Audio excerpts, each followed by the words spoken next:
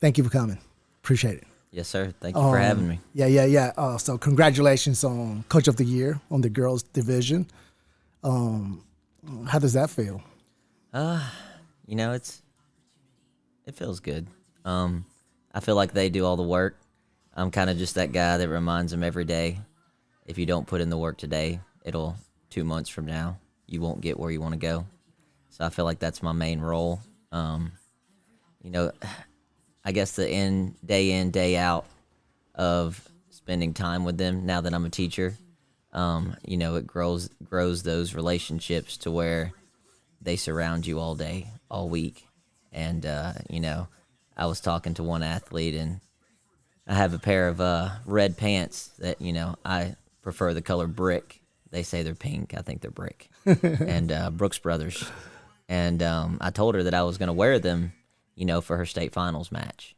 And we talked about it for a couple weeks. And then she didn't make the state finals.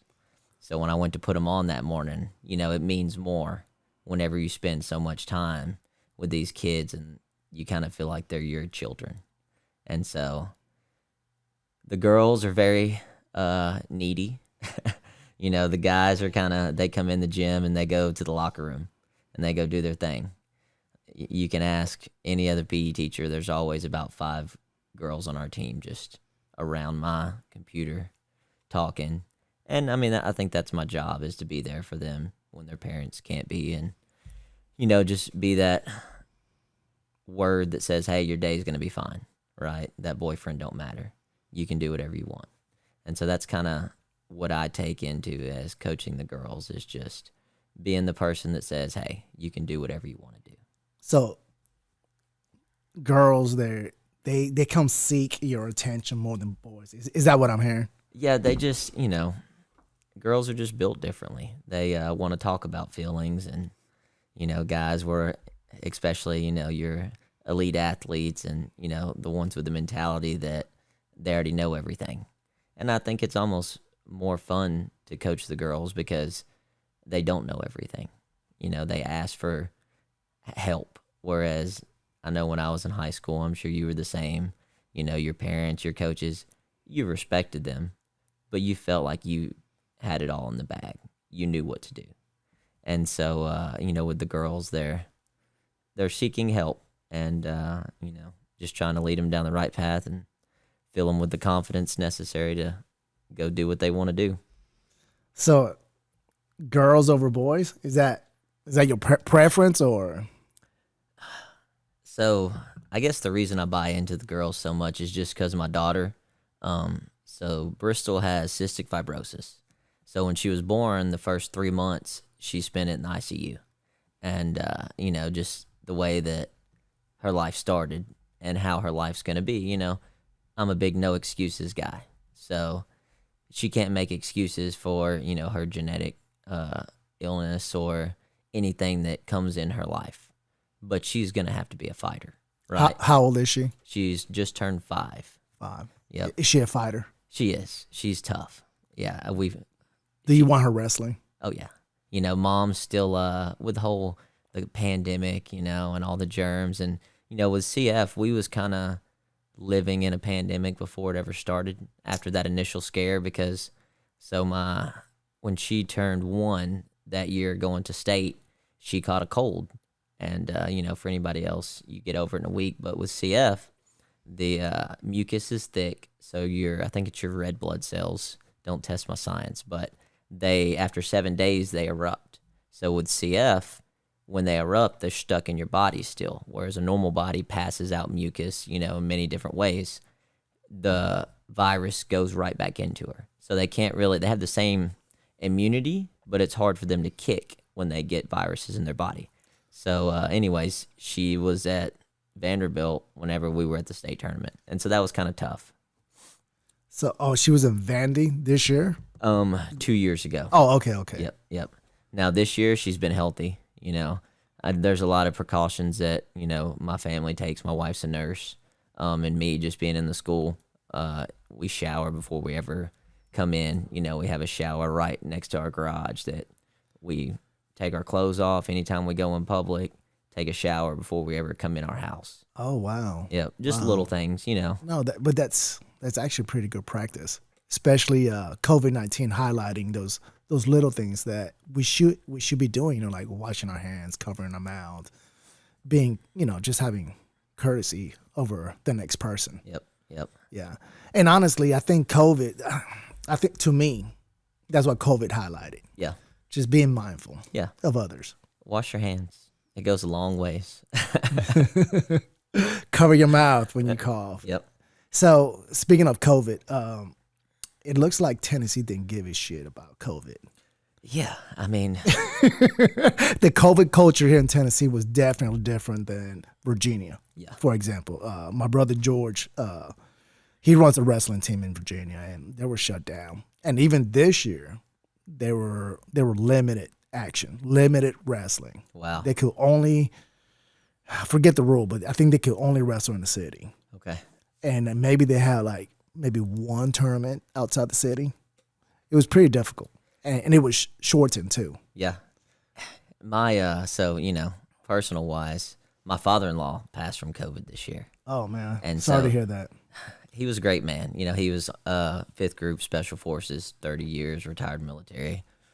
We got along great. You know, he was one of my best friends. And he would tell you, just like the next guy, this virus, you know, it's a little bit worse than the flu, but a virus is a virus, right? You get it, your body's got to kick it, it's got to fight it, or you just do everything you can to not get it.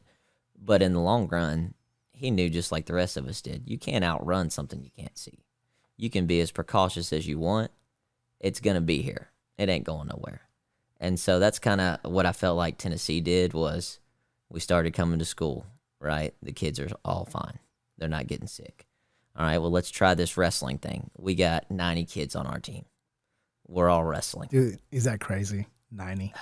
It's if I didn't have you know, guys to help me and females that help me, and it's definitely you know, our mantra, we are Rossview. It's definitely a we. But, you know, it's that fine line between, if you only had 14 kids, you could make them great. But what about the other 60 that never experienced wrestling and that could have, you know, a better life because of wrestling? Would you say that's your biggest challenge right now? Keeping kids Numbers. numbers.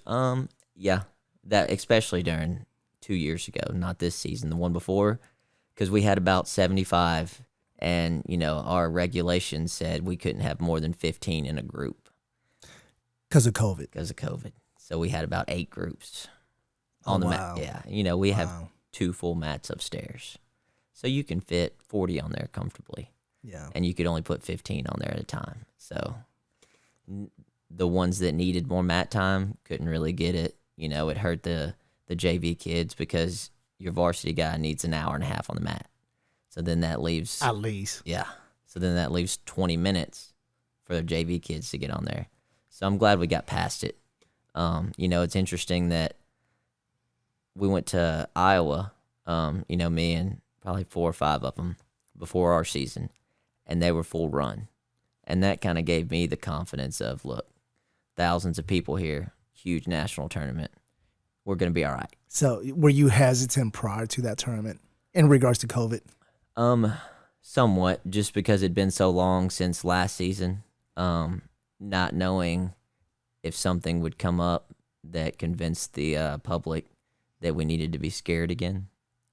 You know, I think that's what it comes down to. I haven't watched the news in 2 years for that reason, because I feel like it tries to control what you're thinking, you know. 100%.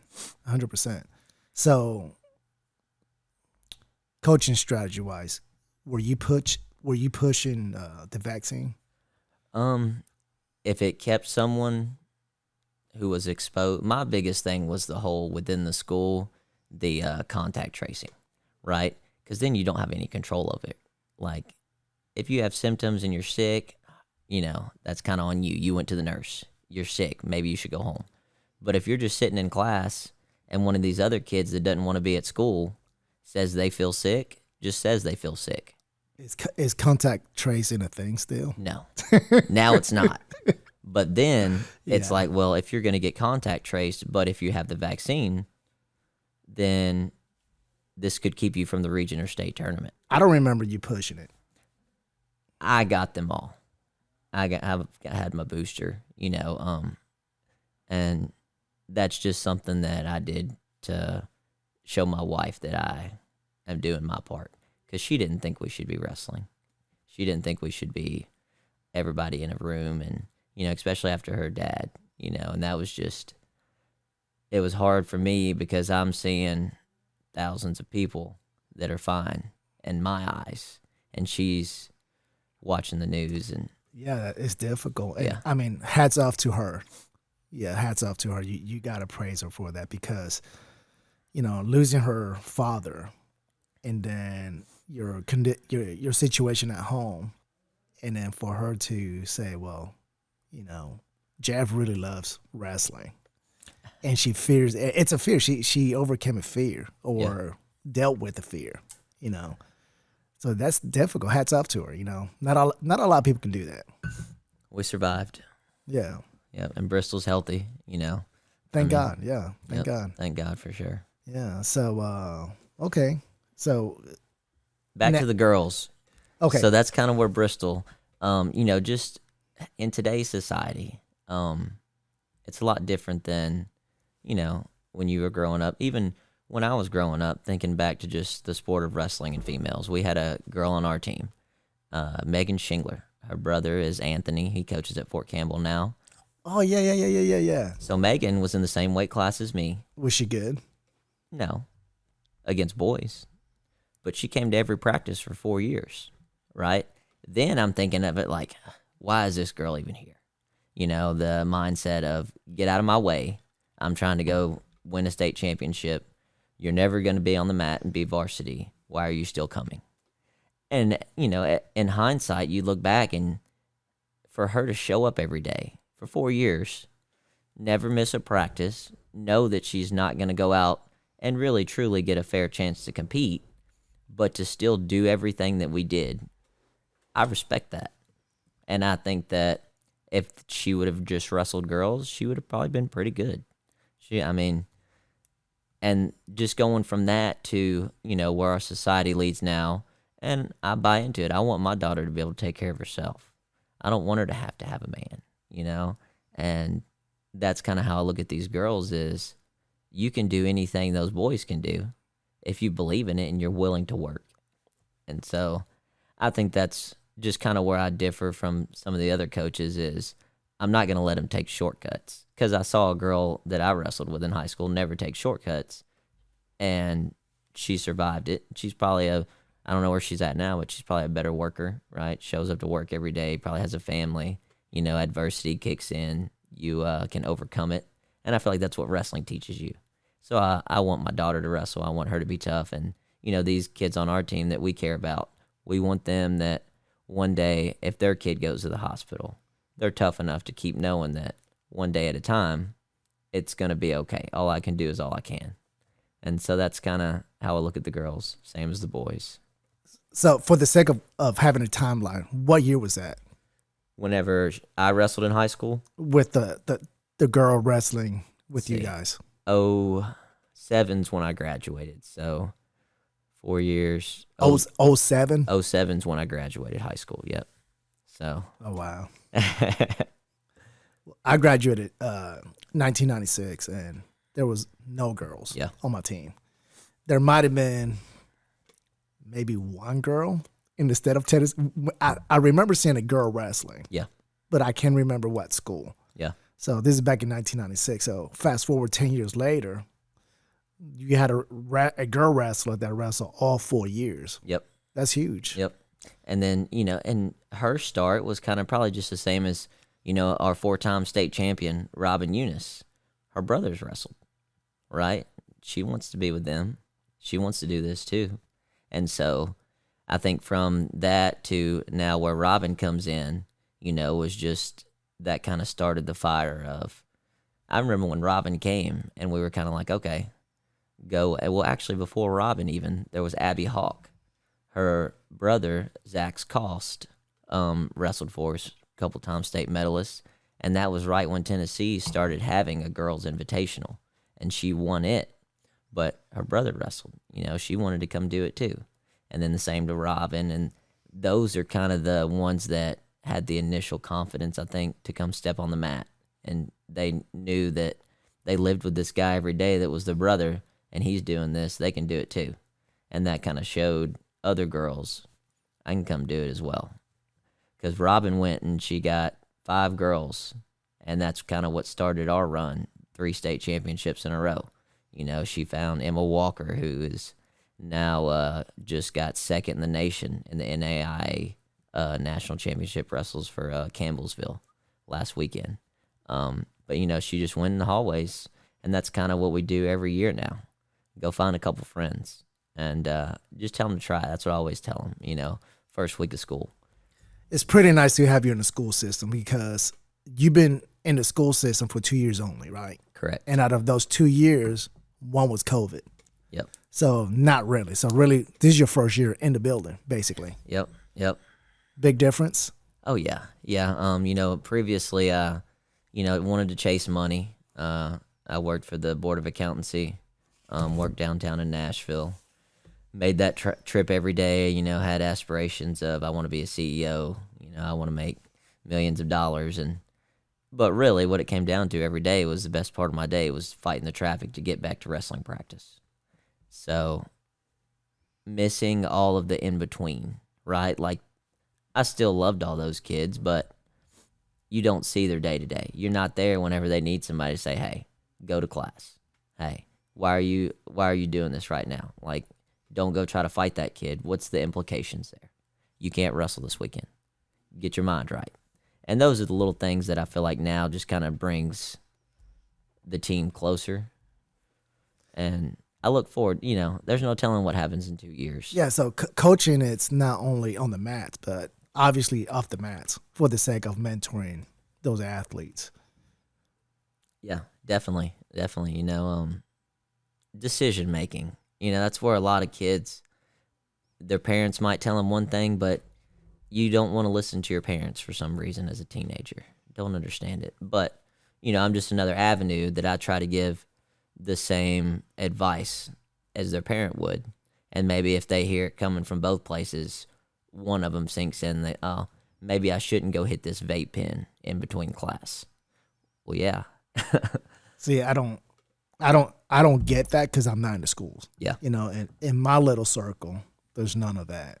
And that has to be, I guess, a challenge for most coaches and athletes. Yeah. How you manage that? For me growing up, I never, in high school and everything, I guess my dad had me convinced that it would give my opponent an advantage. So drinking, smoking, those little things, I'm not going to step on the mat, step on the field, and give them an advantage before we ever start. And so that's what convinced me to not do these things. Kids are all different. Peer pressure. I never really cared what other people thought. Most kids in high school care everything about what their peers think. And so that's kind of the roundabout way of how do you convince them that what this other person thinks doesn't matter in 10 years. Because that's the reality of it. 10 years from now, it's not going to matter if they followed that group of kids into the bathroom to hit the vape pen. Nobody's going to remember that. So it's difficult, but the ones that are committed, it's not, I don't want to name names, but there's a couple that they would never consider doing that. There's others that I want to be the cool guy. It don't matter what you say, don't matter who says it. They're going to go do what they want to do. And they're going to have to learn from it. We had a guy, he placed 5th in the state as a freshman. Starts, doing what he wants to do, partying a little, smoking a little. Next 2 years, I don't know if he ever wrestled 6 minutes. He was still, for the first 2 minutes, one of the top 3 wrestlers in the state. But just seeing that alone kind of reconfirmed that you can't vape, right? Like, you can't be doing these things that in the sport like wrestling immediately just sucks your lungs out. Maybe it was the misconception that vaping wasn't like smoking cigarette. I think so. I think you're right, because when it first came out, there weren't studies. Like, there wasn't, I'm all about live through your eyes. What do you see? And that's what convinced me, was just seeing him, right? Like, I know he's running, but it doesn't matter if you're smoking every day, twice a day, 3 times a day. And the vapes, I think they've changed. I think they've recognized that it really put a cloud over the lungs, and it made them to where they didn't function properly. I think some kids were, really getting messed up by the original vape stuff. But even now, you can walk out and see, okay, that kid's vaping. That's what makes wrestling, MMA that much more harder. Not only that, you got to put the work in within the mats, within the ring, within the octagon, but you got to walk that life too outside. Oh, yeah. Yep, your diet, your sleep, all the little things add up. That's why I'm so glad that Sammy Shires got his state title this year, because oh my God, he does everything right. I know he sleeps. I know he goes to bed at a certain time. I know what he's eating every day. I see him bring his meal preps to school. Like, I know he's putting in the work. So for him to get it done, it was just kind of like, thank God. So he walked wrestling. Yep. Ate it. Slept everything. It. Yep. Yeah, he's a really good example for almost everybody out there. And he's one that, if you take him to any other sport, he's probably not going to be good. But you don't have to be the most athletic person if you're the most determined and you're willing to sacrifice. And you work hard as hell, too. Yep. Yeah, I'm very happy for that kid. Extremely happy. I hope he lands in a good home. I do as well. College-wise. I think in any room, maybe not the first year, maybe not the first year and a half, but by the second year, anybody in that room he's going to be able to compete with. I think after the first semester with him. I hope so. I think so. Especially with the right culture. Yeah. I think you're building a really good culture. I'm really pleased with what you're doing. But Sammy was just above what's inside that room right now. Yeah. So I think when he enters whatever culture that might be at the next level, he's going to adapt to that culture and surpass. Without a doubt. So I'm a big believer of Sammy. Yep. Big believer. And I hope he lands in a good home. Yeah. He's actually this weekend, or yesterday, he went down to Cumberland, which is where I went, and he stayed the night down there and kind of seen their room. And he's got a bunch of schools calling, but he wants to be at the national D1 championship. I want him for selfish reasons, and for him, I think he's ready. I think he's D1 ready. I agree. Honestly, like, if I would never throw any of our athletes to somewhere where they can't survive or swim. Yeah. He can definitely. I agree. He can handle it. Yep. He needs to be there. Cumberland, it's a home, right? It's a home you trust. Yeah. But I just feel that there's more there's more installed for him. I agree. And that's going to be his family, and if the kids there aren't bought in, if you don't think you're a D1 kid, you're probably not going to be. The kid, even the walk-ons, they think they're D1 ready. And so, and I know that's where Sammy is too, So getting him in a room like that, that's what he needs. He needs to get inside one of those roles, period. Yep. And then the coaches, everybody will see. Yeah. It's too easy, yeah. So back to you, Coach of the Year. What got you there? What contributed to that award? Honestly, I think it was the rebuild, because with the Robin, the Emma, that whole 3 years in a row, we kind of dominated. But it's easy when you have, the competition level wasn't as high.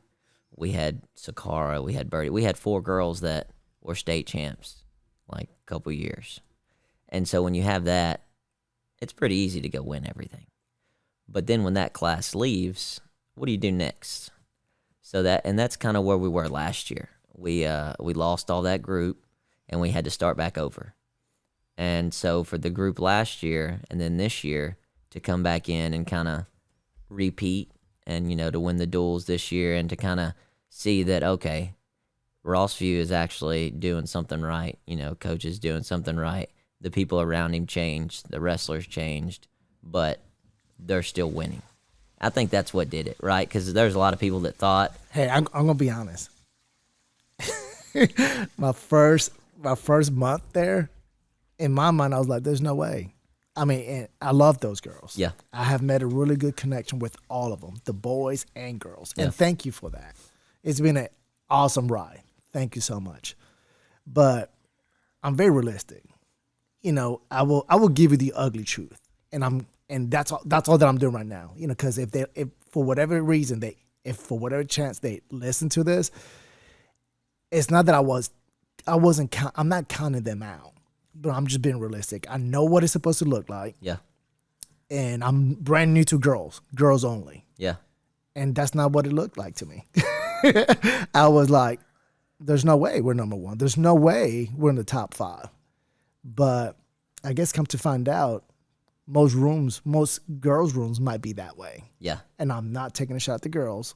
You know, they're still brand new. They're developing. Yeah, They're still in their infant stage.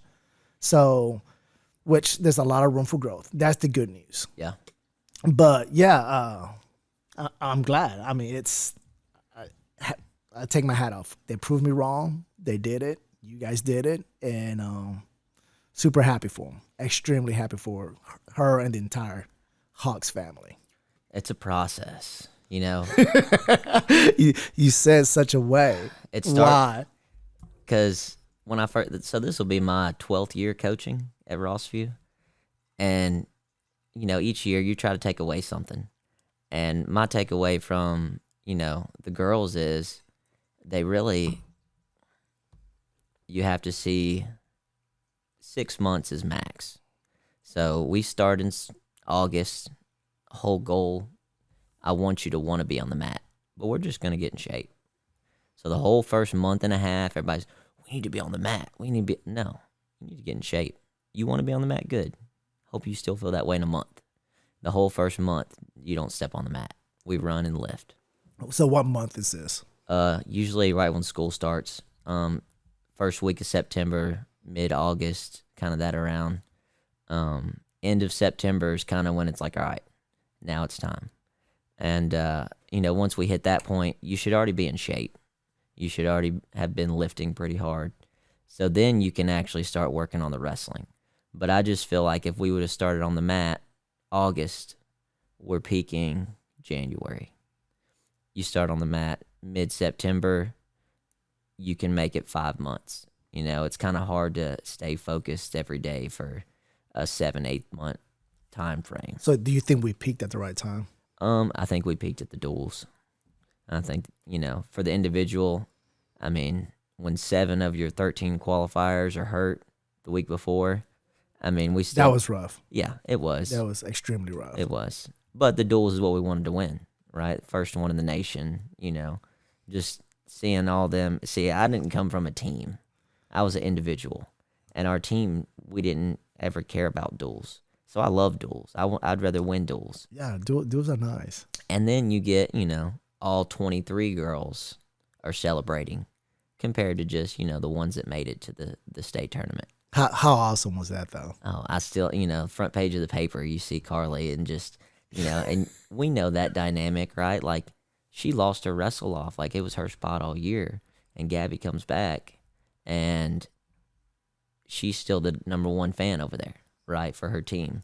And that's kind of... I hope athletes can listen to that part. Yeah. You're right, because she was the number one, lost it, and still was a great teammate. Yep. First one out there cheering. Great teammate, yeah. I was happy to see her at state individuals, too. Yep. Yeah, and that's what you want as far as culture, right? Like, you always want to be too deep from a coaching perspective. Every weight class, male, female, you want to have somebody behind that person that doesn't let that person just take days off.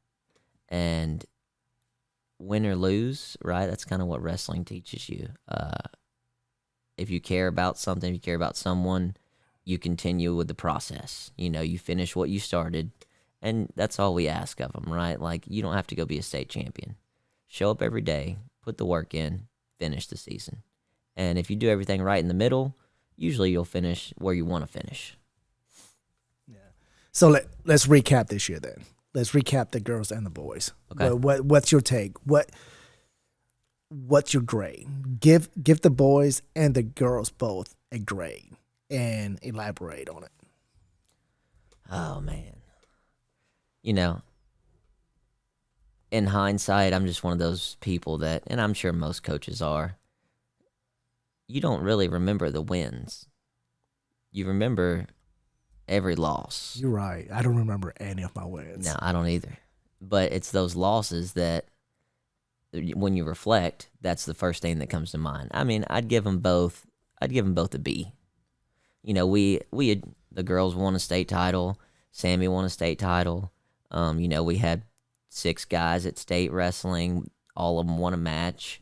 Dusler's in the state finals. But then, you know, you look at Mayberry, right? He should have been at that state tournament. He's up by 6 and he gets caught. Oh my God. Right? That's tough. That I struggle with that one.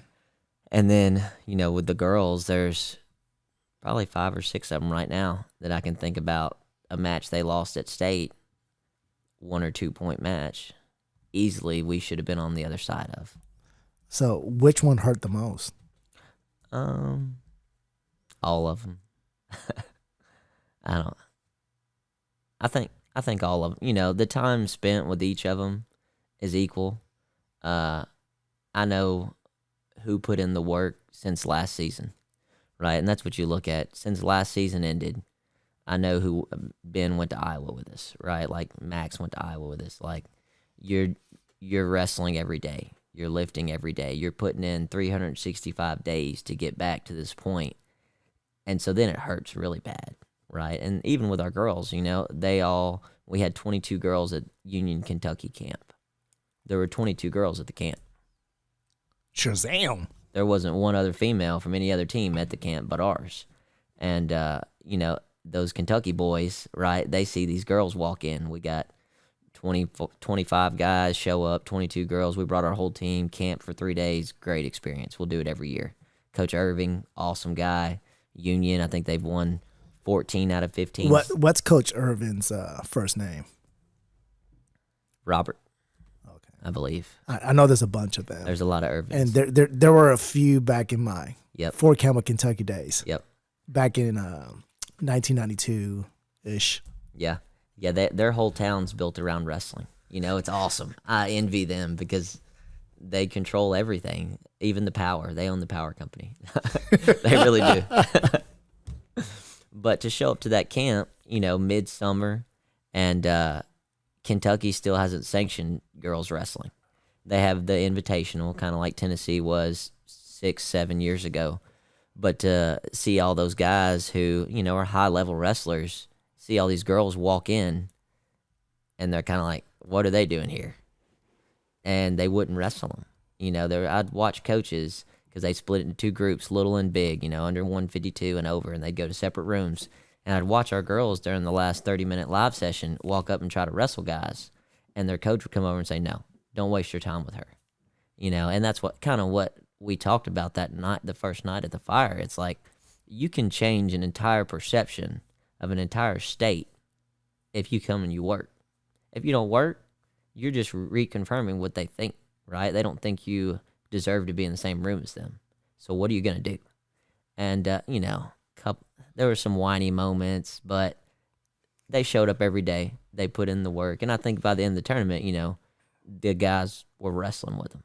And so that's all you can ask for. But that was a long time ago. And so to go from there all the way to state and then have a couple, you know, fall just short of getting that medal or winning that championship,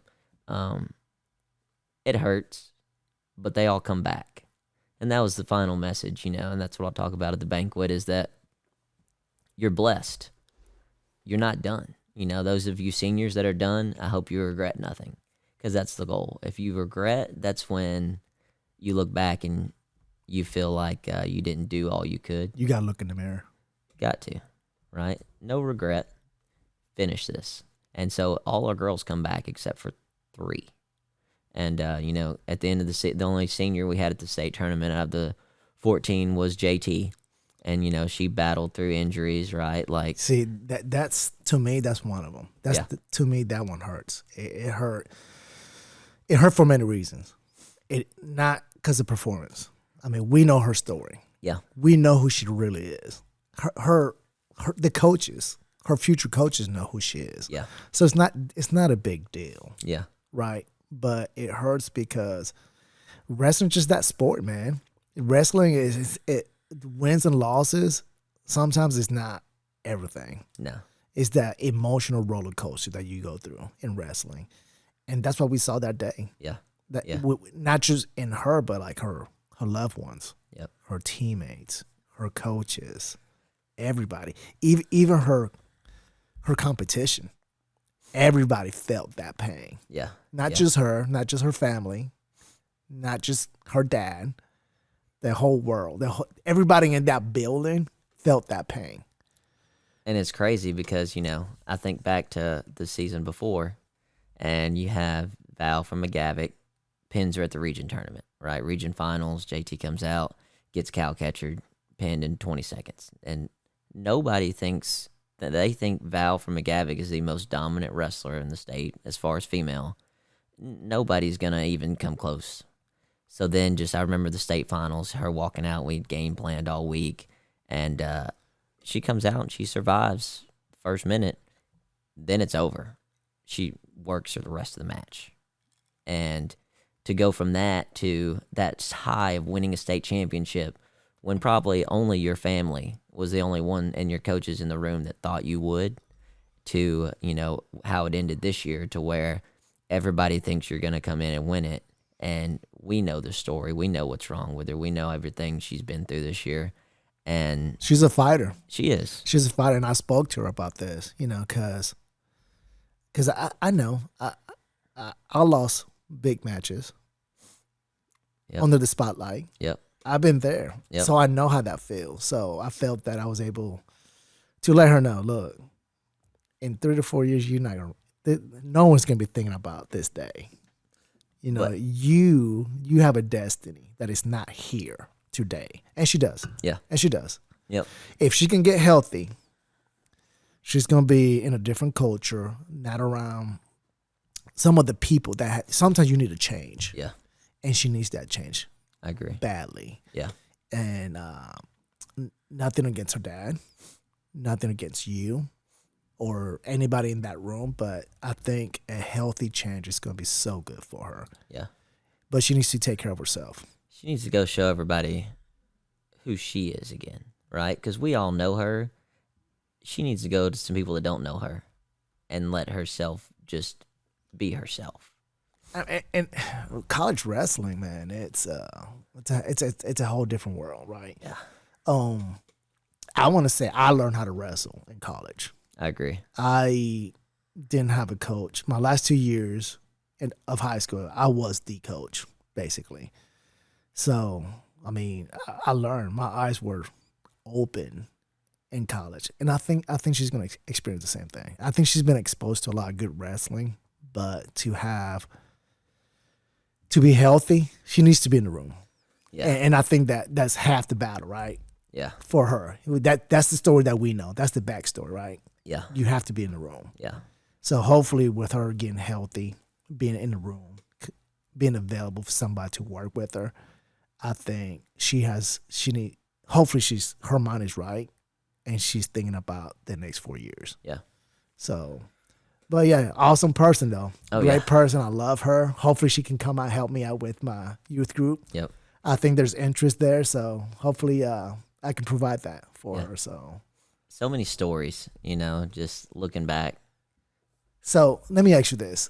So from this 2021-22 group, I think the boys, we all know who's going to be the most successful. Obviously, Sammy's probably going to be the most successful group In wrestling or in life? wrestling. Okay. In wrestling. Let's talk about both. Because it's important that, I'm tracking.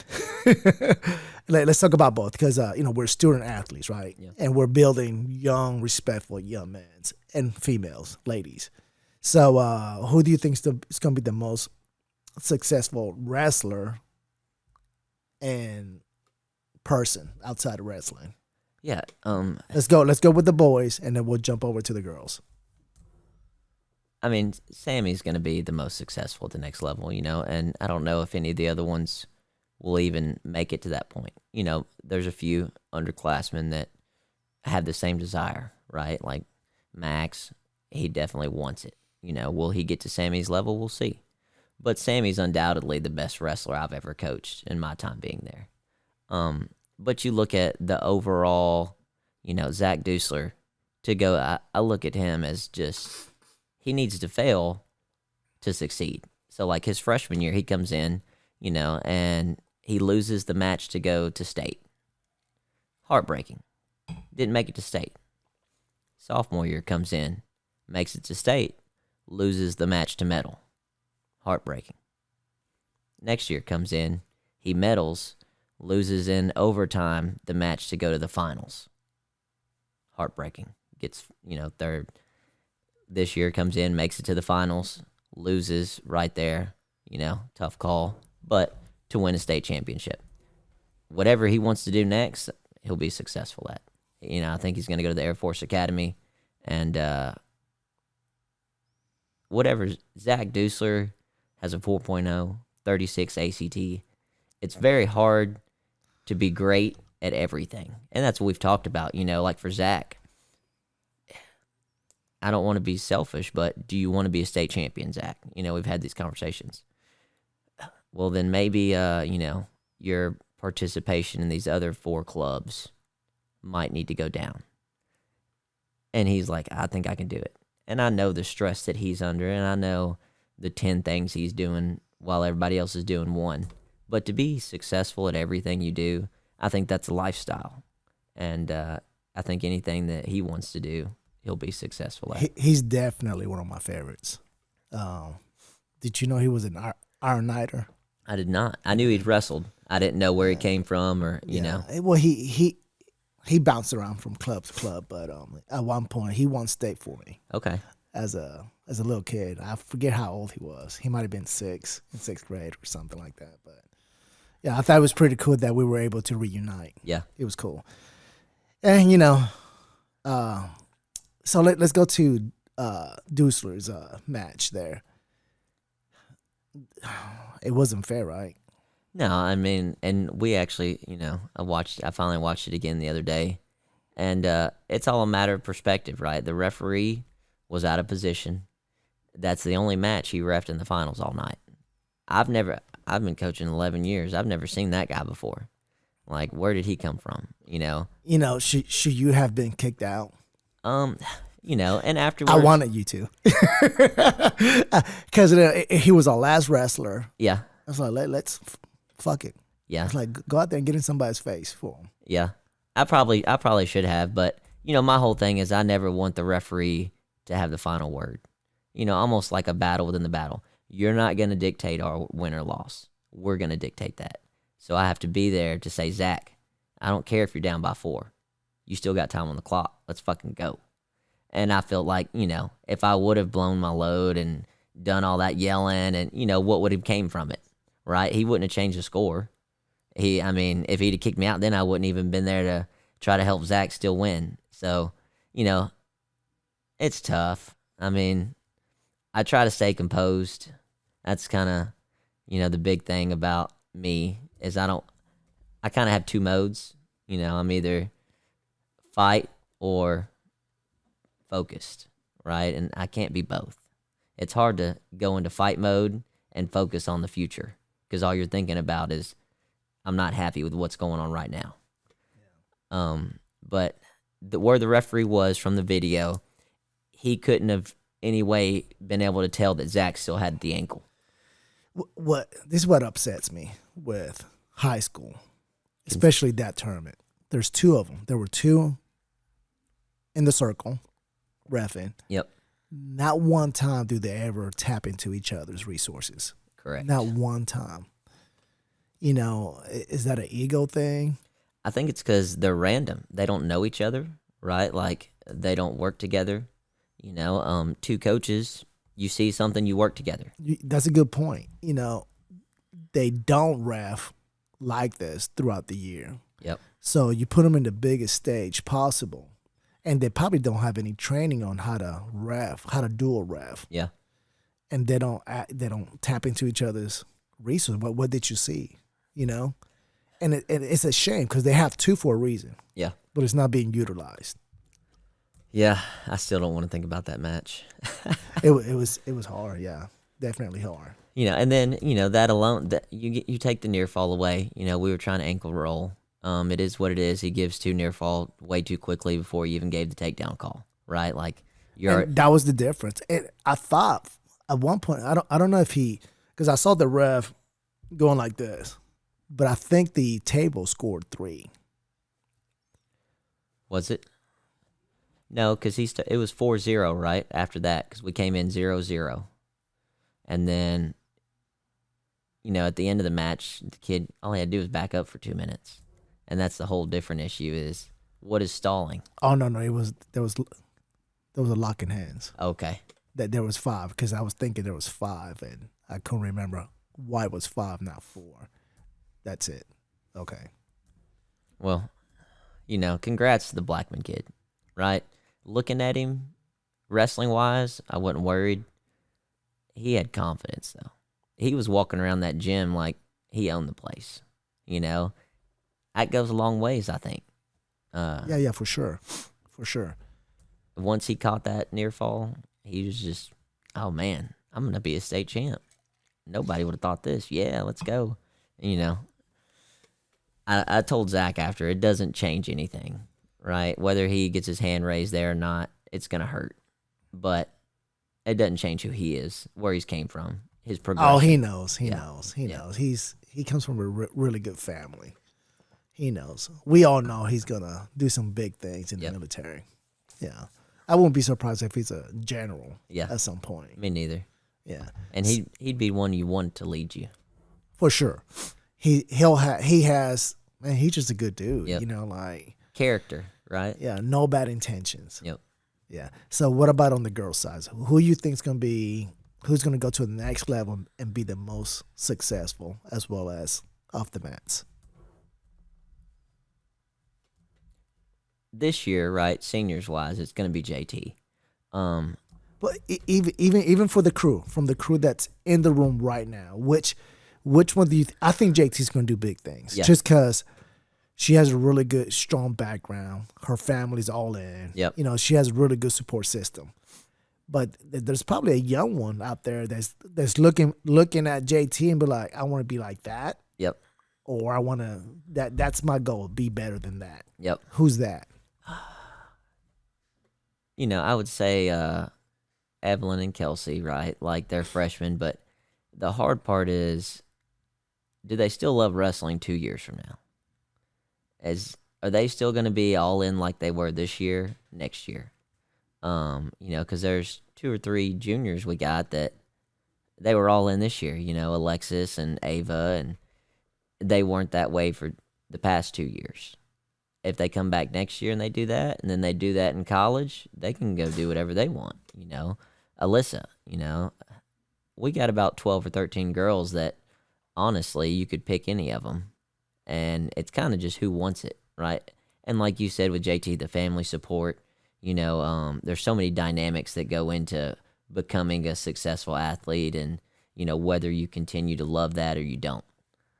So I don't know. I'm gonna go with JT right now because she's the only one that I know that loves it enough to fight through the injuries she's been through and to keep going.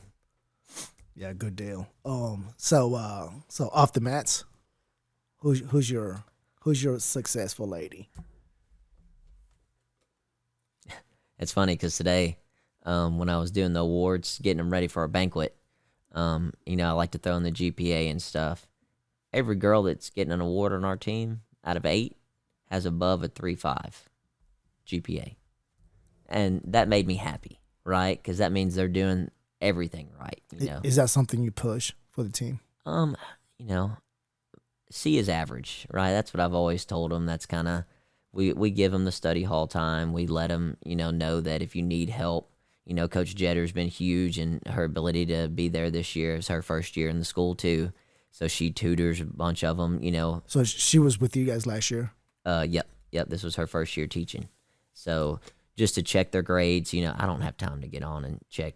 No, it's about that team you're building. Yeah, that's part of it. Yep. That's part of a program. Yeah, right on. Yes. So any of them, Katie McMillan, she's determined. You've seen some of her matches where I don't know how she gets off her back. I don't know how she ends up surviving some of the situations, but she does. She does, yeah.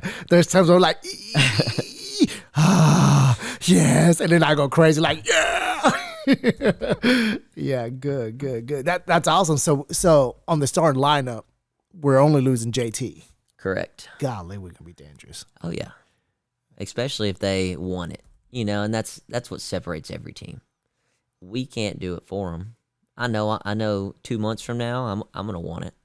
I'm gonna be ready to go back in, and it's kind of whether they're willing to sacrifice 8 months of their life or they're not. But see, and that's what they don't understand. That's where we gotta teach them how to manage. Yeah. Because it's not. I don't want nobody to think that I'm sacrificing. That is true. That was a bad choice of at words. whatever life, whatever it is. Yeah. And I tell Devin, Devin, if Devin gets a B, we're gonna be talking. Yep. And I guess I coach Devin. I guess I'm a coach 24/7. Right? It's hard not to coach, and I'm trying to do a better job. I'm trying to be dad. I'm working really hard at being dad because he needs dad. Yeah. But it's my job to teach him how to manage. I was like, Devin, you can go to parties. Yeah. Yeah. But guess what gives you the green light to go to parties? That you got your shit done. Are your grades right? Check. Should get a lift? Check. But you can do that. Yep. And so this is how I did it. Blah, blah, blah, blah, blah. And he doesn't have to do it like I did it, but it worked. Yeah. People were like, I was on the dean's list, and people were like, you're a chemist. You were on the dean's list, but you go out, you have fun, and blah, blah, blah. Like, yeah, it's possible. Yeah. Hey, same. It's possible. I got done wrestling. I moved in the frat house for 3 years. Holy cow. I was on the dean's list every year. See, that's awesome. So we seen it before. We done it before. It's our duty to pass it down. Yeah. And I'm passing it down to Devin. This is how you do it. And Devin's smart. He can do it better. And he has done it better than me, honestly. So, but it's my duty to do it. So I don't want Devin to sacrifice anything. Yeah. I want him to know he can do it all. But this is how. Yeah. It's managing your day-to-day activity and prepping. That's prep work. So for these athletes, I don't want them to think that it's sacrifice because I want them in the room. But there's ways to do it. Yeah. So they need to come see us on how to do it, right? Yep. To ensure that they're getting the work done without thinking that they're sacrificing anything. Enjoy it, right? Like there you go. Yes. Show up every day and let's do some work, right? Let's have fun, and like you said, don't feel like you're sacrificing. And that's something that I stole from you. The whole, hey, figure it out. Show up. Yep. Whatever you do, just figure out how to come back to the room. Yep. And that's the hard part, right? Showing up's the hard part. If you show up, 90% of the time you're going to be fine. But it happens between the last bell in school and those 10 minutes you got to be upstairs. There's always one or two every day that allow something to come say, don't go today. And those are the excuses, right? And that's when it starts adding up to the point. No excuse. No excuses. I love it when you put that at the end. Man, Josh Phillips, every day. That one hurt too, man. God. I'd be waiting for the text though. Like you could almost every day it's the same people. Whether it's I got to go to tutoring, my dad needs me to come mow the yard, right? Something. It really doesn't matter what it is. You could expect it like clockwork. Do you see how parent support? Because like JT's dad. You think JT's dad's gonna be like, no, JT, you got mow the lawn, you got to do this at home, you got XYZ. No, it's that support, that parent support. It has to be right. Wrestling is a lot. Yeah, it's a lot. Like Sammy, his that could make Sammy's life extremely hard, Yeah. where Sammy can get his workout Yeah. or whatever he does at the AM or the night workouts or whatever. Which, by the way, that's where it's at. Yeah. Those late workouts. Oh, yeah. Those Oh, yeah. morning workouts. Oh yeah. So, do you have something for the athletes? What advice do you have for your athletes between now and next year? What's your advice to them? One day at a time, right? You wake up. What are you going to do that day? What's your opponent going to do? He's probably going to get a lift in. He's probably going to get a run in. He's probably going to watch some wrestling. How can you do the same, right? Manage your time. Don't spend 2 hours on Facebook scrolling, Just mentally prepare yourself and physically. Not to the point of stressing, right? Not to the point of, like you said, to where you feel like you're doing things that you're sacrificing other things. Just do what you can, right? Like there wasn't a day that I didn't go get a lift in and, get a run in and think about it, and it all builds up to, for us, the culmination of the state championship, for the NCAAs, right? Same thing. Like they're waking up. This is where I want to get to. What's everyone else doing? What am I going to do? Am I going to make an excuse today? If you don't make excuses, you get what you're supposed to done every day. And that's just kind of how I look at it. So, you brought up the NCAA wrestling. You've been watching, right? Oh, yeah, all day. PE class, I'm hiding in the corner, watching for the admin, got my screens up, got the crew behind me. So by the time they listen to this too late, it's gone. It's done. They'll have to just watch out next year. Little Nick Collins in there all day. Ava's over there watching. I'm like, ain't y'all supposed to be learning math or something? Hey, those two are showing up to the spring season. Good. To the Iron Knights. They're showing up, and awesome. They're getting good work in. They got it. I think you'll have a couple more either tonight or Monday that talked to me today. Good for them. Yep. Good for them. But yeah, we've been watching the NCAAs all day, and we love it. It's called, Coach Jackson, who's been one of your previous guests. Love the guy. Him and Freeze will be over on their screen. They got the screen put up, watching basketball, right? March Madness.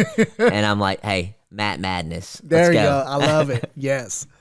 And the energy's different, man. Yeah. Man, I wish wrestling was more mainstream.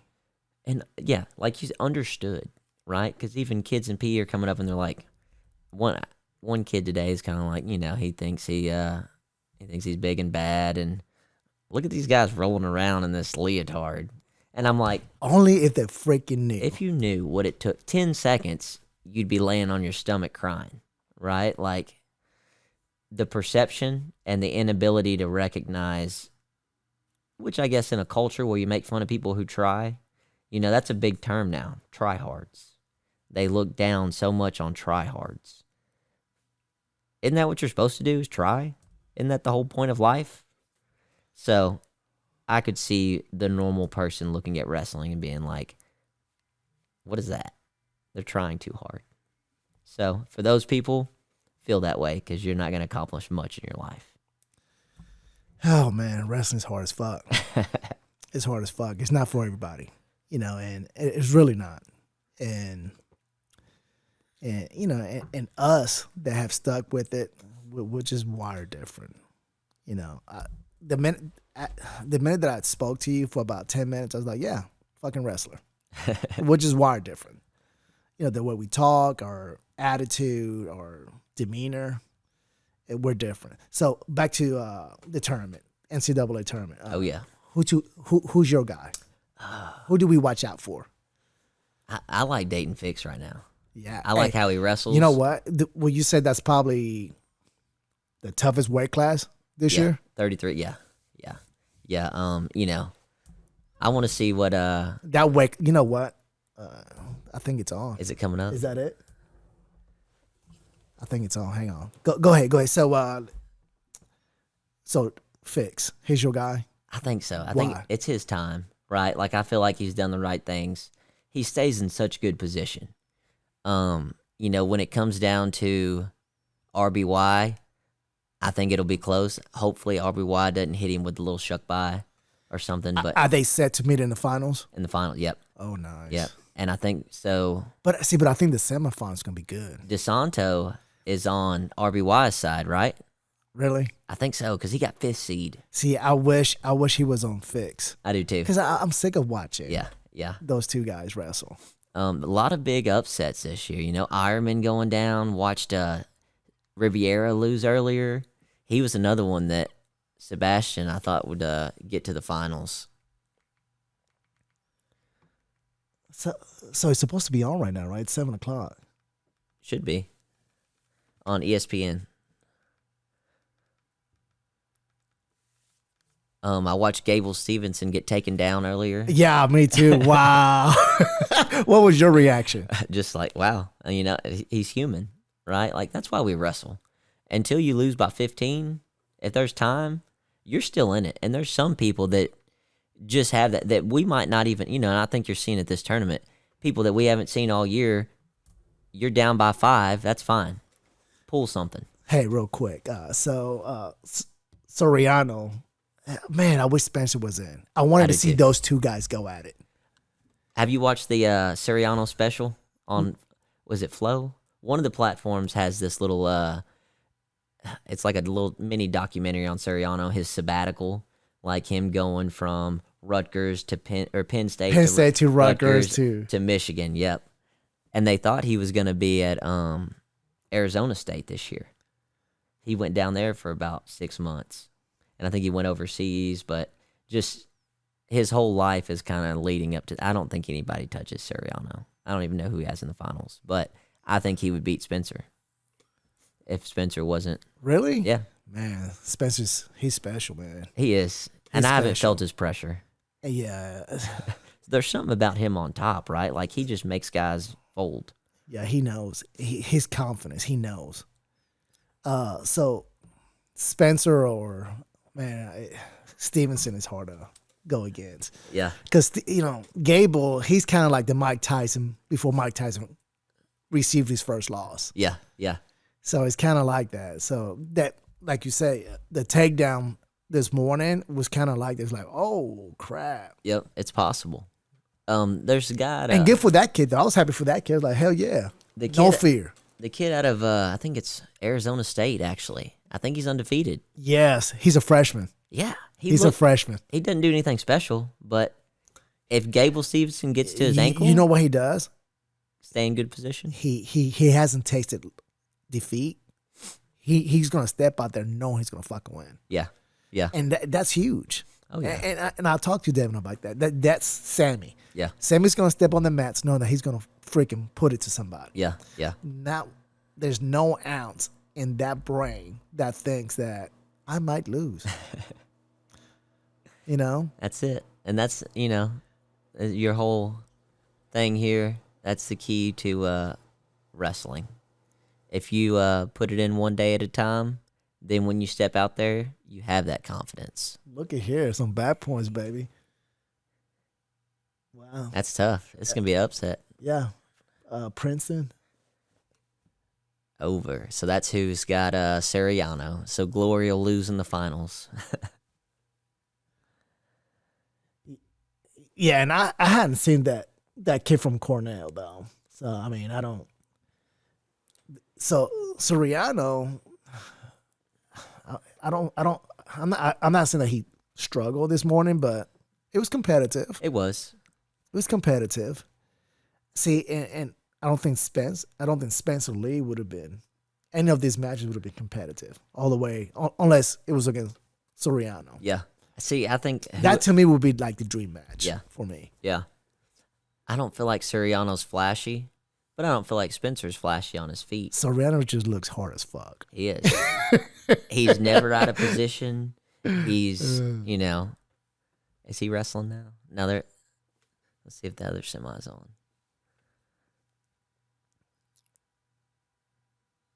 That's probably some sort of constellation in the back or something. Yeah. So Fix is your guy. I think so. So if there's an athlete wrestling in this tournament that you want your athletes at Rossview to watch, would it be him?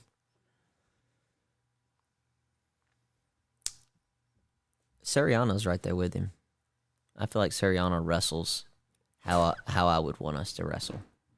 I don't know. Maybe even Stevenson, right? Like, you know me. Like, go get it. Look who's here. Say hello. Devin. How you feeling? Devin, you want to sit down, say some things? Are you on the meds? No, I just took acetaminophen. Oh, you took some meds. I didn't take mine. I just took the one in the cabinet. So you hurting? No. Devin just had surgery. For whoever didn't know, he just had his wisdom teeth pulled this morning. And he's handling it like a champ, I think. Have you ate anything? Yeah, I just ate a burger. Are you serious? You're not supposed to eat. You're hot not stuff. supposed to. Why not? Is it bad for me? Yeah, it's very bad, Devin. What, it's going to get affected? Yep. Maybe, yeah. We'll get up there and rinse. You want to know something funny? So after I got my wisdom teeth out, my mom's like, you can't eat all this stuff. First thing I did was went back in my bedroom and put a dip in. Yeah, those little particles could get in. Yeah, that's horrible. Yeah, dry socket. That's what they call it, dry socket. Yeah. I thought it was just for comfort. Don't eat it. No, it's to prevent bacteria build up, and it's just not healthy. It's a health thing. So don't try to be hard and do the wrong things. That burger gonna be haunting him in about 3 weeks when he can't. That open his burger was mouth. good though, huh? It was good. Yeah, Coach will taste. He'll taste the magic Oh, okay. because I cooked it. Yeah, I get it now. Yeah.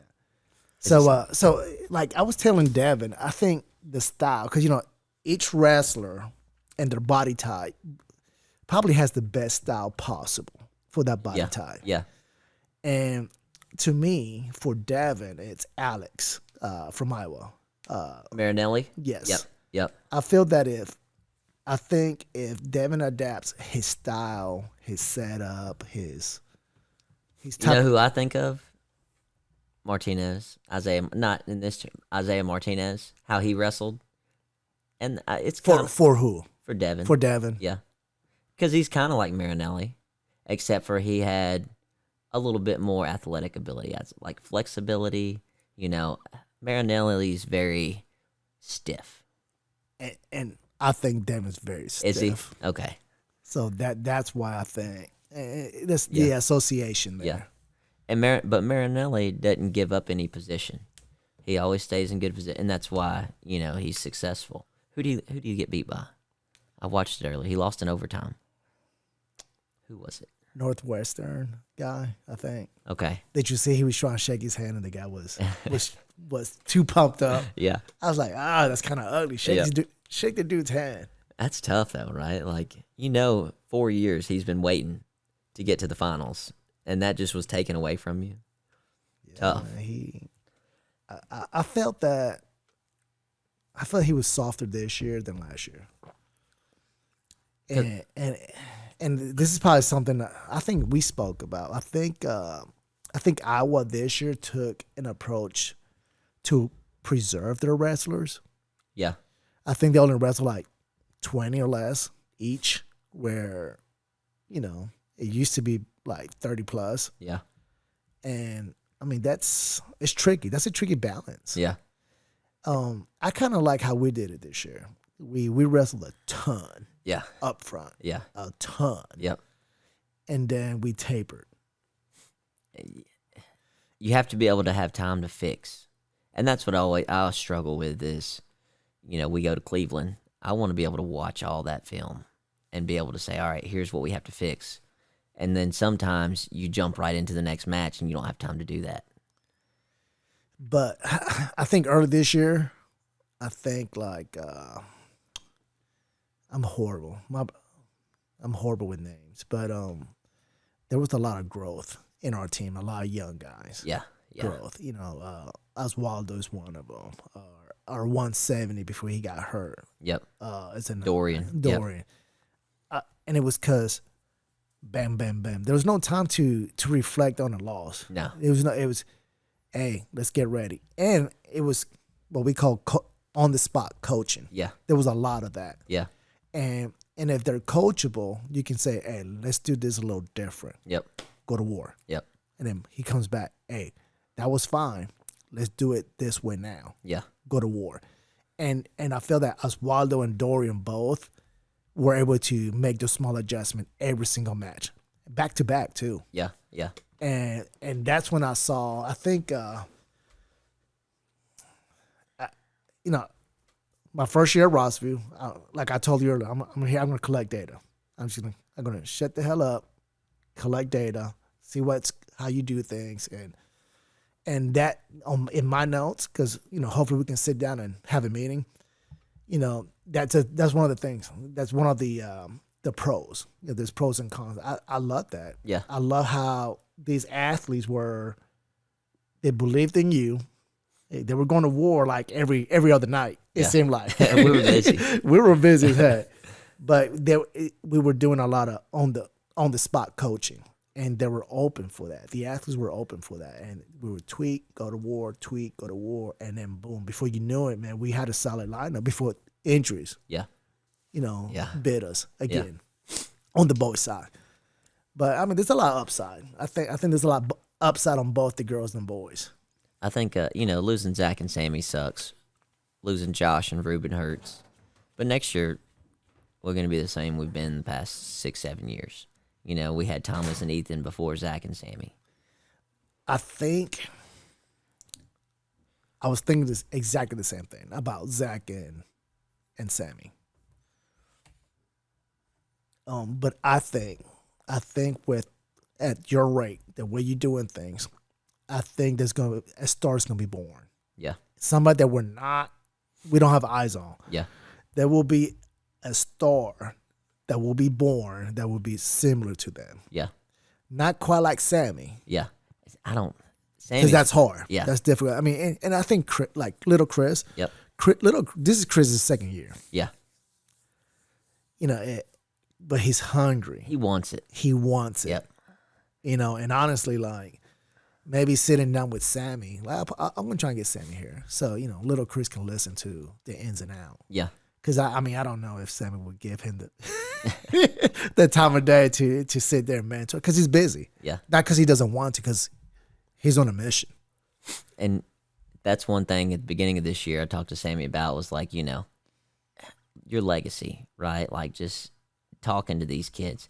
And honestly, Brendan Blumenauer has like 6 pages of notes where he's just had conversations with Sammy in the locker room. Are you serious? And he just takes notes in his phone. Oh, wow. Yeah. He's special. In a good way. Yeah. Oh, wow. So, but Sammy is like even today, he was in there, came in the gym, was lifting with little Caden, showing little Caden some stuff, and his workout and stuff to change and to superset with and stuff. And just to take that time, kind of like you said, I think that's what his goal was to leave behind, was to help people. So Yeah. I think Sammy's leadership skills got better towards the end. I was a little concerned. Yeah. At first. Just, looking around the room, and Sammy's he's special. Yeah. And looking around, but I felt that's where he had room to improve. How to lead. Yeah. How to connect with his teammates. And trying to find who was the next toughest guy that was willing to get beat up all day. And that was Max. That's why Max went to state. Right? Yeah. I felt that Sammy probably should have went up. Yeah. And beat up on Oswaldo and Spencer. And even Devin. Yeah. Honestly, I wanted Devin to roll with Sammy so he can feel his hands on him. Yeah. What we have here? We got DeSanto, Golly, RBY. I don't want to see that. And then we got Fix. And that see, I wanted to see that Arizona State kid. He was explosive earlier. Yeah. He almost got put on his back. Yeah. Oh shoot. So we have the Santos up by 1 point at the beginning of the second period over Bravo Young. And then on the other semifinals, we have Fix 2-0 over McKee. beginning of the second period. I take it DeSanto went down. Did you see that? No. Did he choose bottom? Last 2 times they've. Oh man! Hip over! No, he caught him. Oh, but Keep scrambling. No, but there's no change there. Man, if he'd have had that ref Dusler had, that'd been 2 takedown and 2 near fall. Oh man, That's kind of a similar situation, right? man, I'm gonna go back and watch these all over again. See, and that's what kills DeSanto is just the stalemates after the good wrestling, like just succumbing to okay, I'm just not. But gonna it's score. hard. It's hard, like even for us, maybe we should spend more time on finishes. Yeah, Because I know I get newsletters from UTC, and he'll send out like what he's gonna do on the mats. Almost not Really? Yeah. He'll send like this is the focus this week and blah blah blah blah. They spend a whole week on finishes because of this. yeah. It's crazy. Yep. Like it's to me that's the game changer. Like in football, for the football folks, I feel that what makes pro football, it's the trenches, the linemen, the blocking schemes, the stuff that people that you can't see to the naked eyes. You gotta have expert eyes, and the passing, the passing and the defense for passing, it's crazy. Yeah. For wrestling, what's equivalent to that is finishes. Like you just said, you see them getting legs all day long, left and right, but they can't finish. Yep. They work for that stalemate. I watched Braden Palmer at we went to the Scuffle, and every single match he got to the crotch. They got to his legs, and he'd sit to the crotch, and he'd score 1, and then he'd just get there every time. Stalemate. Win every match 2-0. But the ability of him to get there off their shots every time, they couldn't do anything.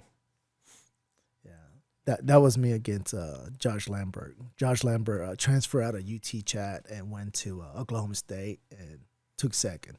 At the NCAAs? Yeah. And I was getting his legs left and I'm like, oh yeah, I got you. And I was like, oh, hold up. He was a cradle genius though.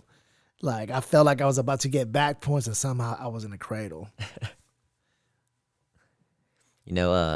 Talking to Brandon Womack, so he wrestled at Cornell, was All-American, and he got a job offer down right on the other Kentucky line. He was going to help us out.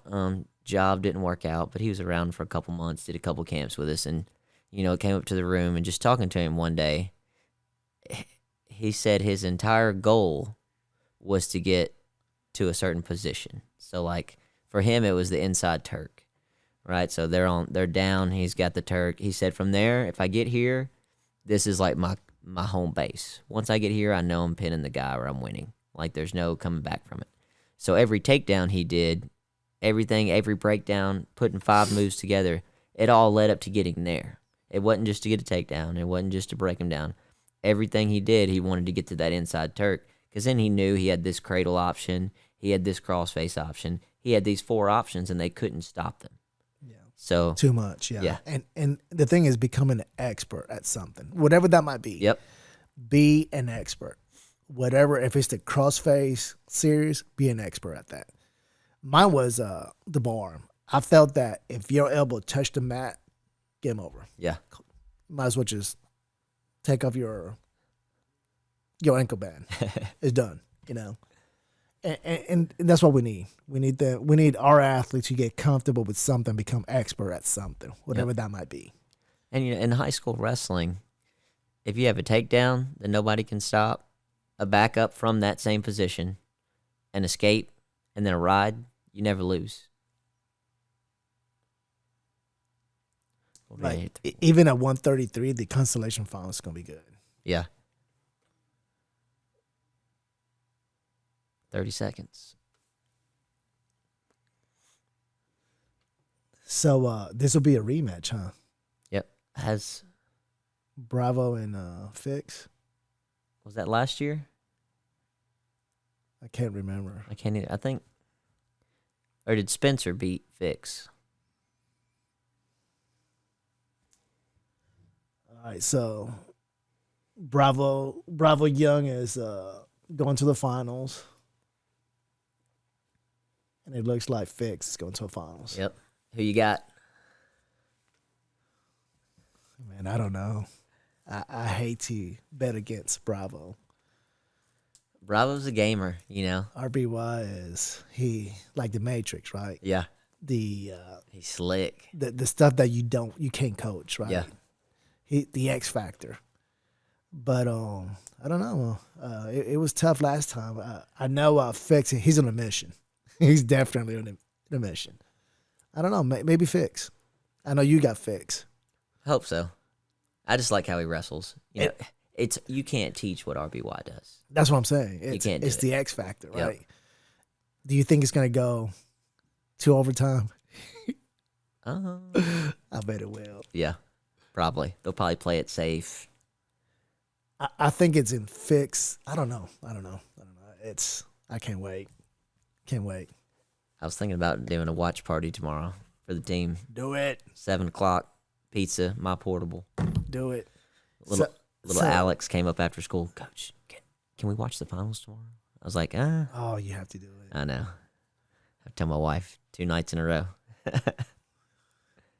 So yeah. So you watch the upsets? Today, yeah. Do you see David Carr lose Yep. and Ironman? Ironman, I felt like he has to be injured, right? Like he didn't move and have that swagger that he's had all year. I know he had the knee brace on.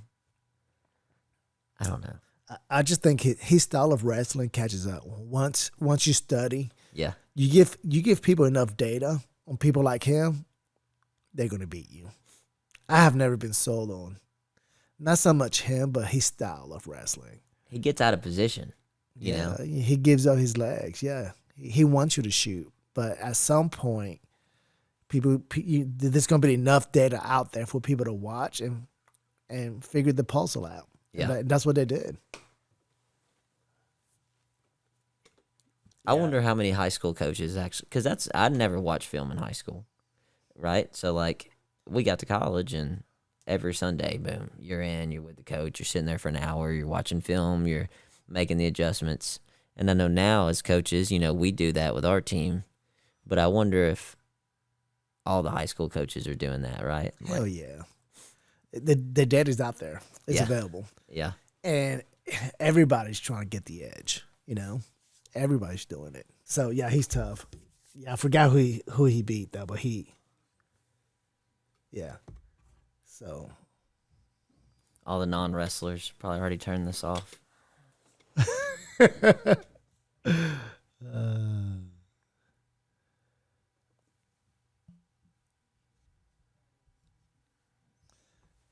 So is there a team that you study, a college team that you study that you like, you get most of your stuff from, or do you do homework for Rossview? Does our singlet tell you anything? Hawks? Ohio State.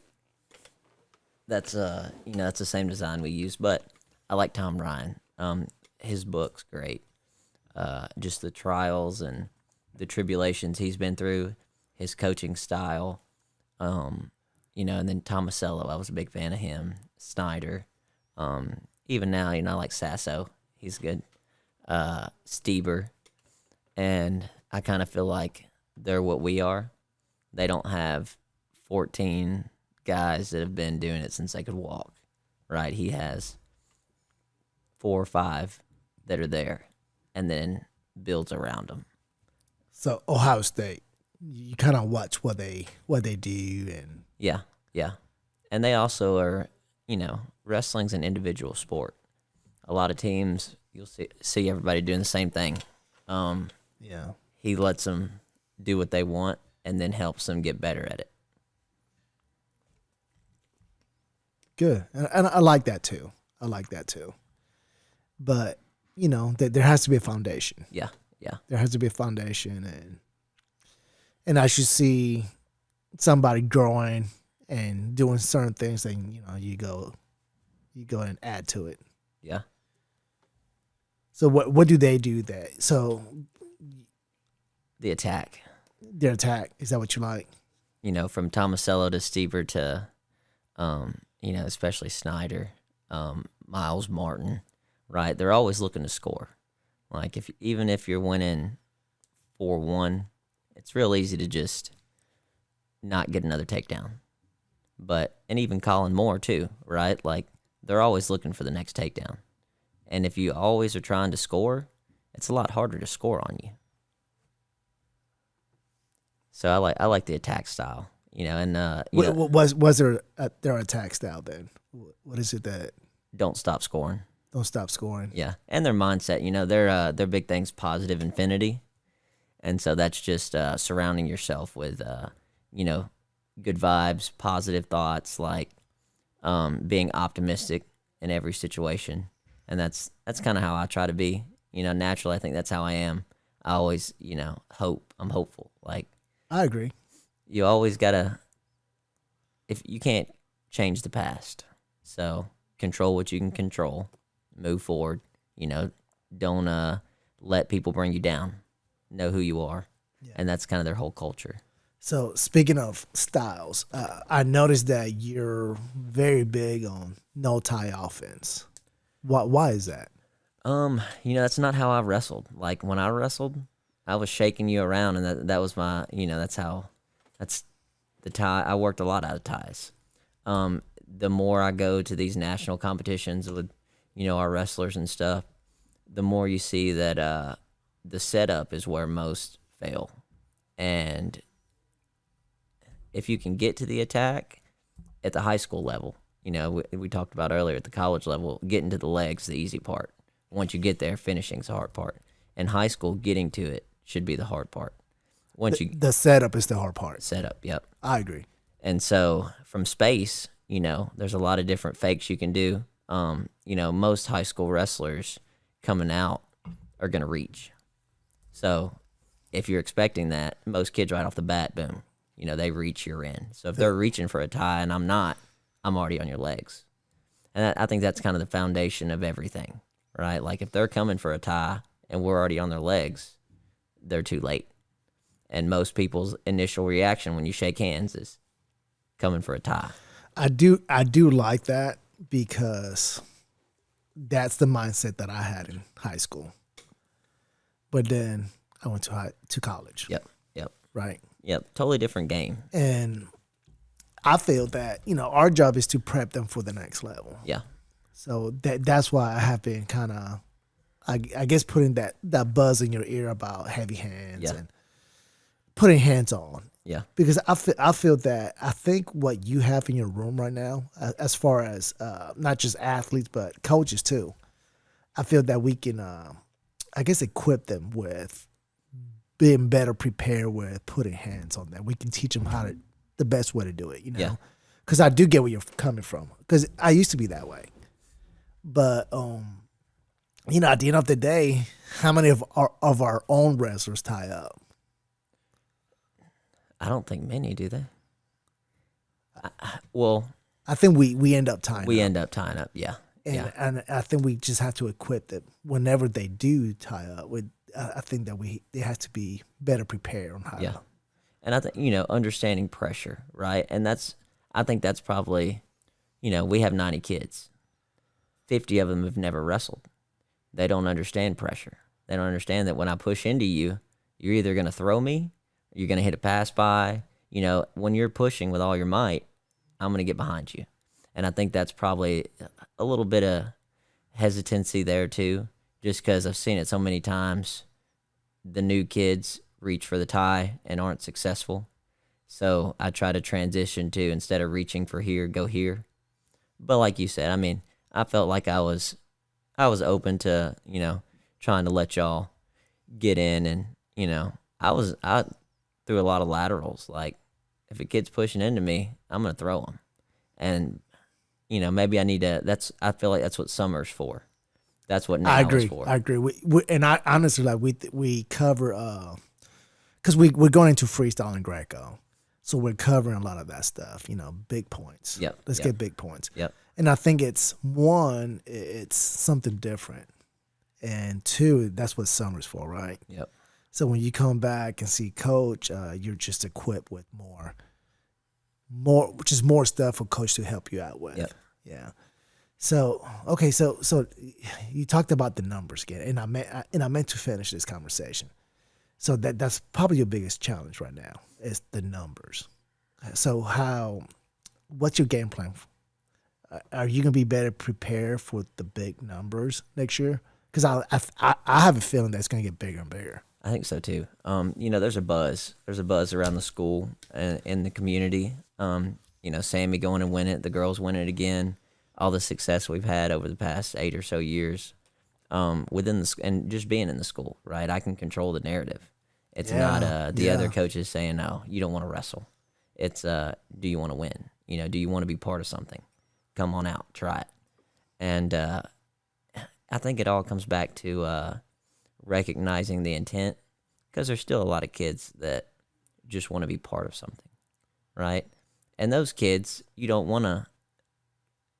I don't want to say you don't want to put them to the wolves, but I'm not going to take a 138-pound kid that's never wrestled that wants to be part of this and, is willing to show up every day and put him against, your varsity guy every day. So that's where we got to split it, right? You got varsity guys, JV guys, and then really almost 3 groups, right? Brand new.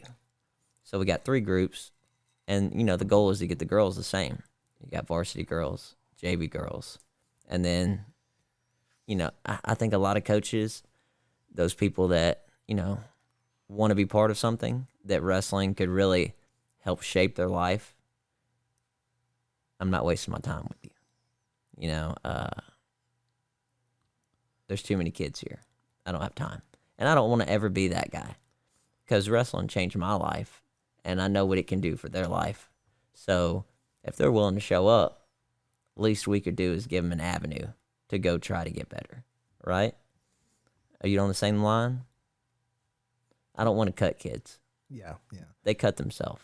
So what are you going to do to better prepare yourself to handle these numbers? Because they're large. What's the game plan?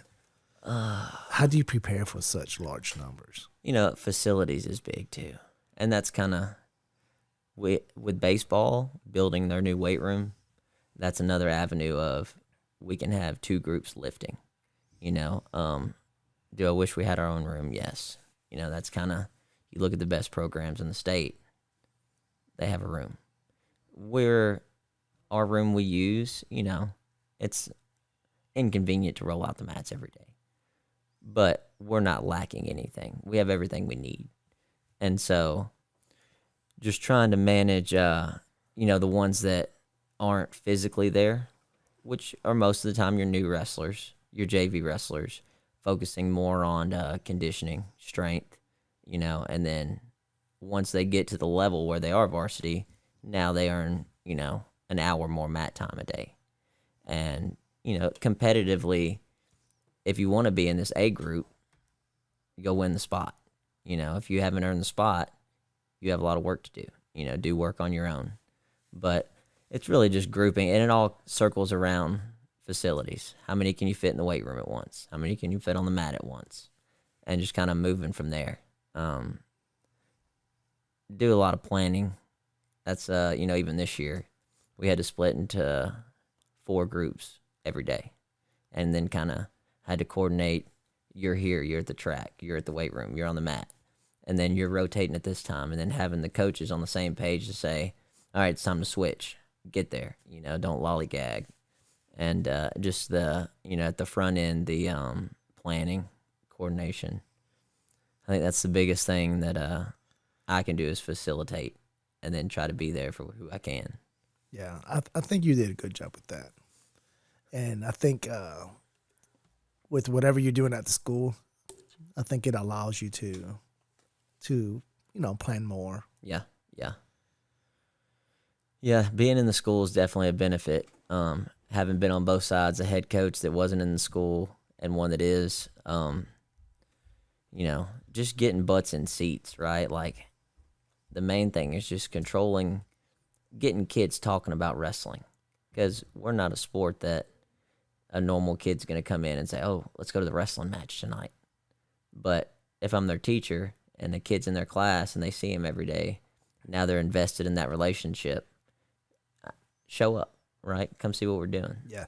I don't know who's going to listen to this, but hopefully some Rossview people will. I know the baseball team,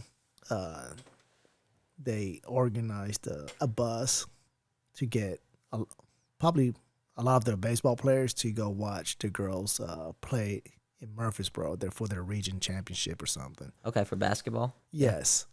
And I thought that was pretty cool. Yeah. And I was at state this year, I was like, man, I wish we could do something like that. I was actually thinking that's like, we got Sammy and Zach in the finals. Hopefully, I wish we could just make a call and just pack as many people possible from the school to be bussed over there. Something that maybe we can just put down in our notebooks for next year. I'm in. Let's do it. Start talking to, I guess, Martin, or I don't know. And I think they would support it, 100%. Because that would have been cool. Can you imagine like 50 plus Rossview kids going crazy? Yeah. When Sammy and Zach were, wrestling in the finals. And I think, what's hard about our sport is not many people are willing to sit in a gym for 15 hours. The dual aspect, like if we can get back to the state and the dual format, bust them up there for that dual, right? Then they're all watching Rossview. They're all bought in. But in the individual, right, there was 6 matches between Zach and Sammy. So you might lose some, True. That's true. Yeah, that's true. Yeah. So with your back to your numbers, do you want the girls team to be that big, as the boys? Is that a goal? I always want to be too deep. Too many injuries always happen. And that was our strength this year. There were several tournaments. We won every tournament we went to. Individual, dual, didn't matter. It was because, we had somebody there. Injury, next person step up. You wrestle them every day. You know what you're doing with them, and they're out winning the tournament. They get out one week, you step in, you win it. So being too deep is definitely what ideally I'd like to have a full freshman team, a full JV team, and a full varsity. So, for the girls, that's 33. For the boys, that's 14 times 3. What is that? Wow, that's a lot. It's a lot. About 50, right? Yeah. But what does that do to your budget? We spend a lot of money on tournaments. Yeah. Just sending all our kids to wrestle. But that's good, though. I saw that, and I saw the budget. I was like, holy cow. Budget was like 3 times what most teams have. Yeah. But that's you're investing in your program, though.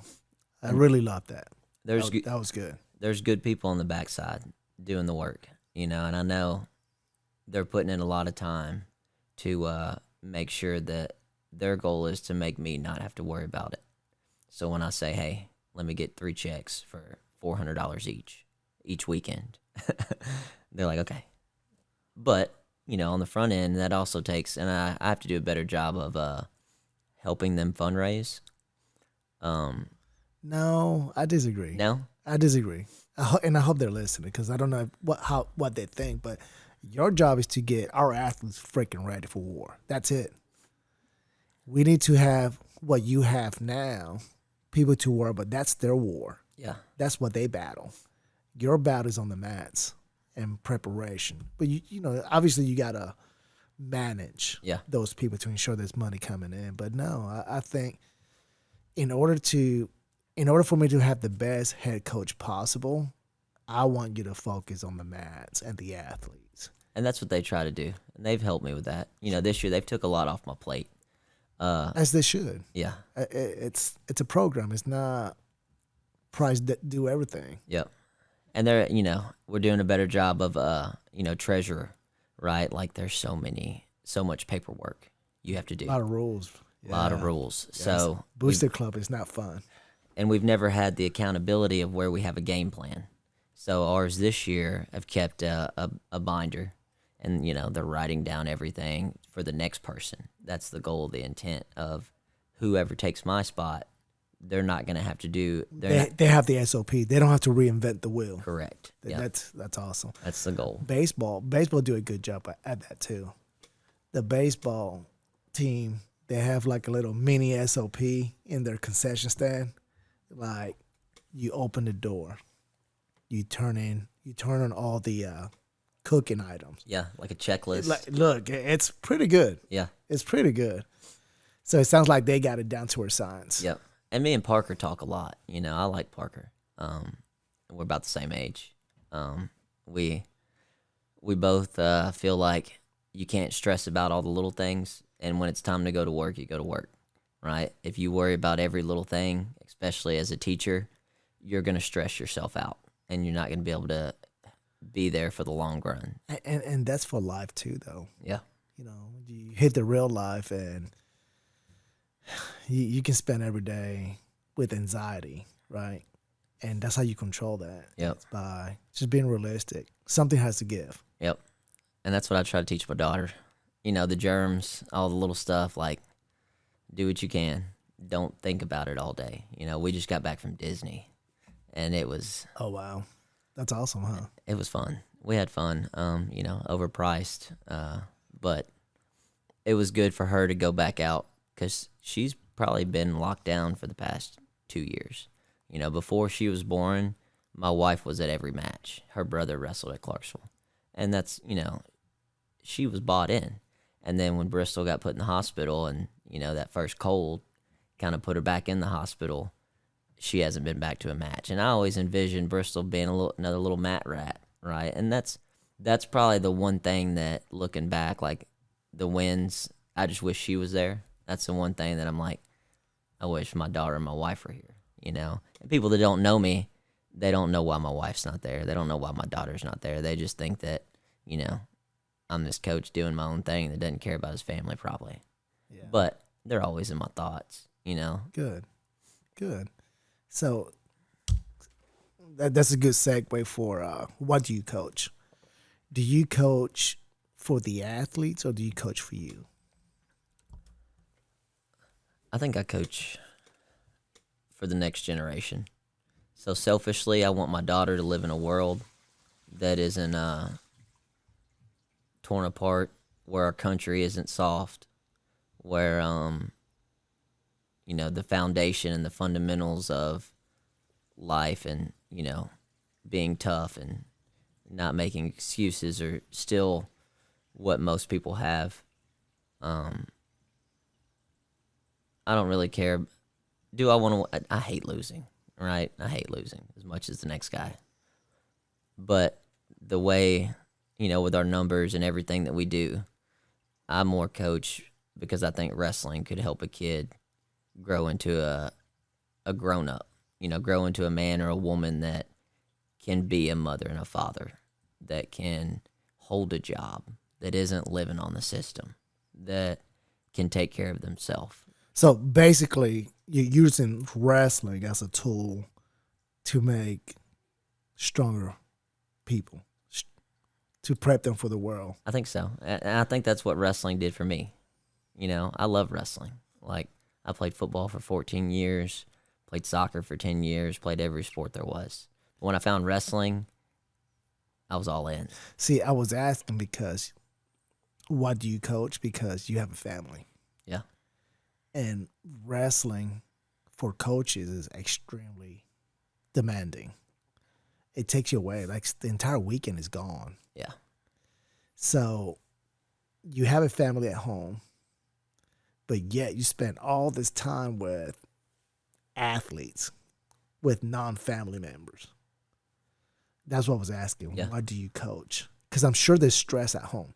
And this is a topic that I want to cover down the road. It's how do we, because, I hear too. I have a loved one that I have to come home and answer to. And I'm sure that their concern is very similar from coach to coach.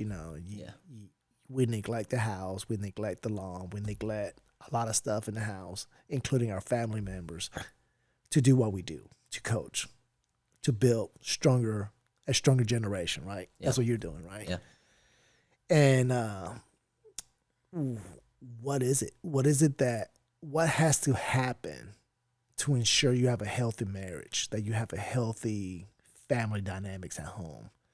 What's the key to keep that strong while you go build the next generation? It's a good question, and I mean, because you're not the only coach in this Yeah. situation. Yeah. And it's whatever you can provide, whatever information you can provide for the next coach, the next athlete, the next parents, wife, because we have to figure it out. Yeah. Or else we keep losing coaches. Yeah. Or And I think it's just, it's the give and take, and the willingness to do something that you don't want to do, to just show that your thought's still there. Just something little, like, let's say in the morning, I'm rushing, we're having 5:30 a.m. practice. I make my breakfast sandwich and, fill up my coffee, and I leave a mess on the counter. Clean the mess up before I leave. That makes my wife not have to come behind me and clean up after me. My clothes when I get home, throw them in the washer. Don't just leave them sitting on the floor. Just trying to show her that I'm all in on this and I want to do this, but I still think about you, right? Like I don't want to make your life hard. I want to make your life as enjoyable as it can be with me not around. But trying to put yourself in their shoes, because they don't, I know for me, from personally, like, my wife doesn't understand that, you're saying family's here and then you're off with your team. My team's my family too. Like, I want these kids to succeed as much as I do my own kid. see, but we have to figure that out. We have to figure out how to merge the both, right? And that's what's hard, But you kind of spelled it out why you came. But there's a lot of coaches that don't have the same situation at home like you do, and they can't figure out they can't break this formula, And those are the ones that are, that's who we want to educate. How do we, through our experience, how do we help them have a better life at home, which allows them to be the best coach possible to build the next generation? I mean, I think just making your spouse and your children involved, right? Like, That has to be it. it has to. It has to be. Right? Like our little functions, we do the canoe days. We'll do another season kickoff. We'll have, little team dinner watch parties. And just when you do those, bring your wife, bring your kids, let them be around the team. And then when you come home and you say, yeah, Sammy and Zach won the tournament today, they know who that is. It's not just an irrelevant person to their life. It's, oh man, I like Sammy. The last time I saw him, he, got me a fork when I dropped mine on the ground, and then everyone's in it together. And what you're doing and you love and you're putting all this time into, they feel a part of it.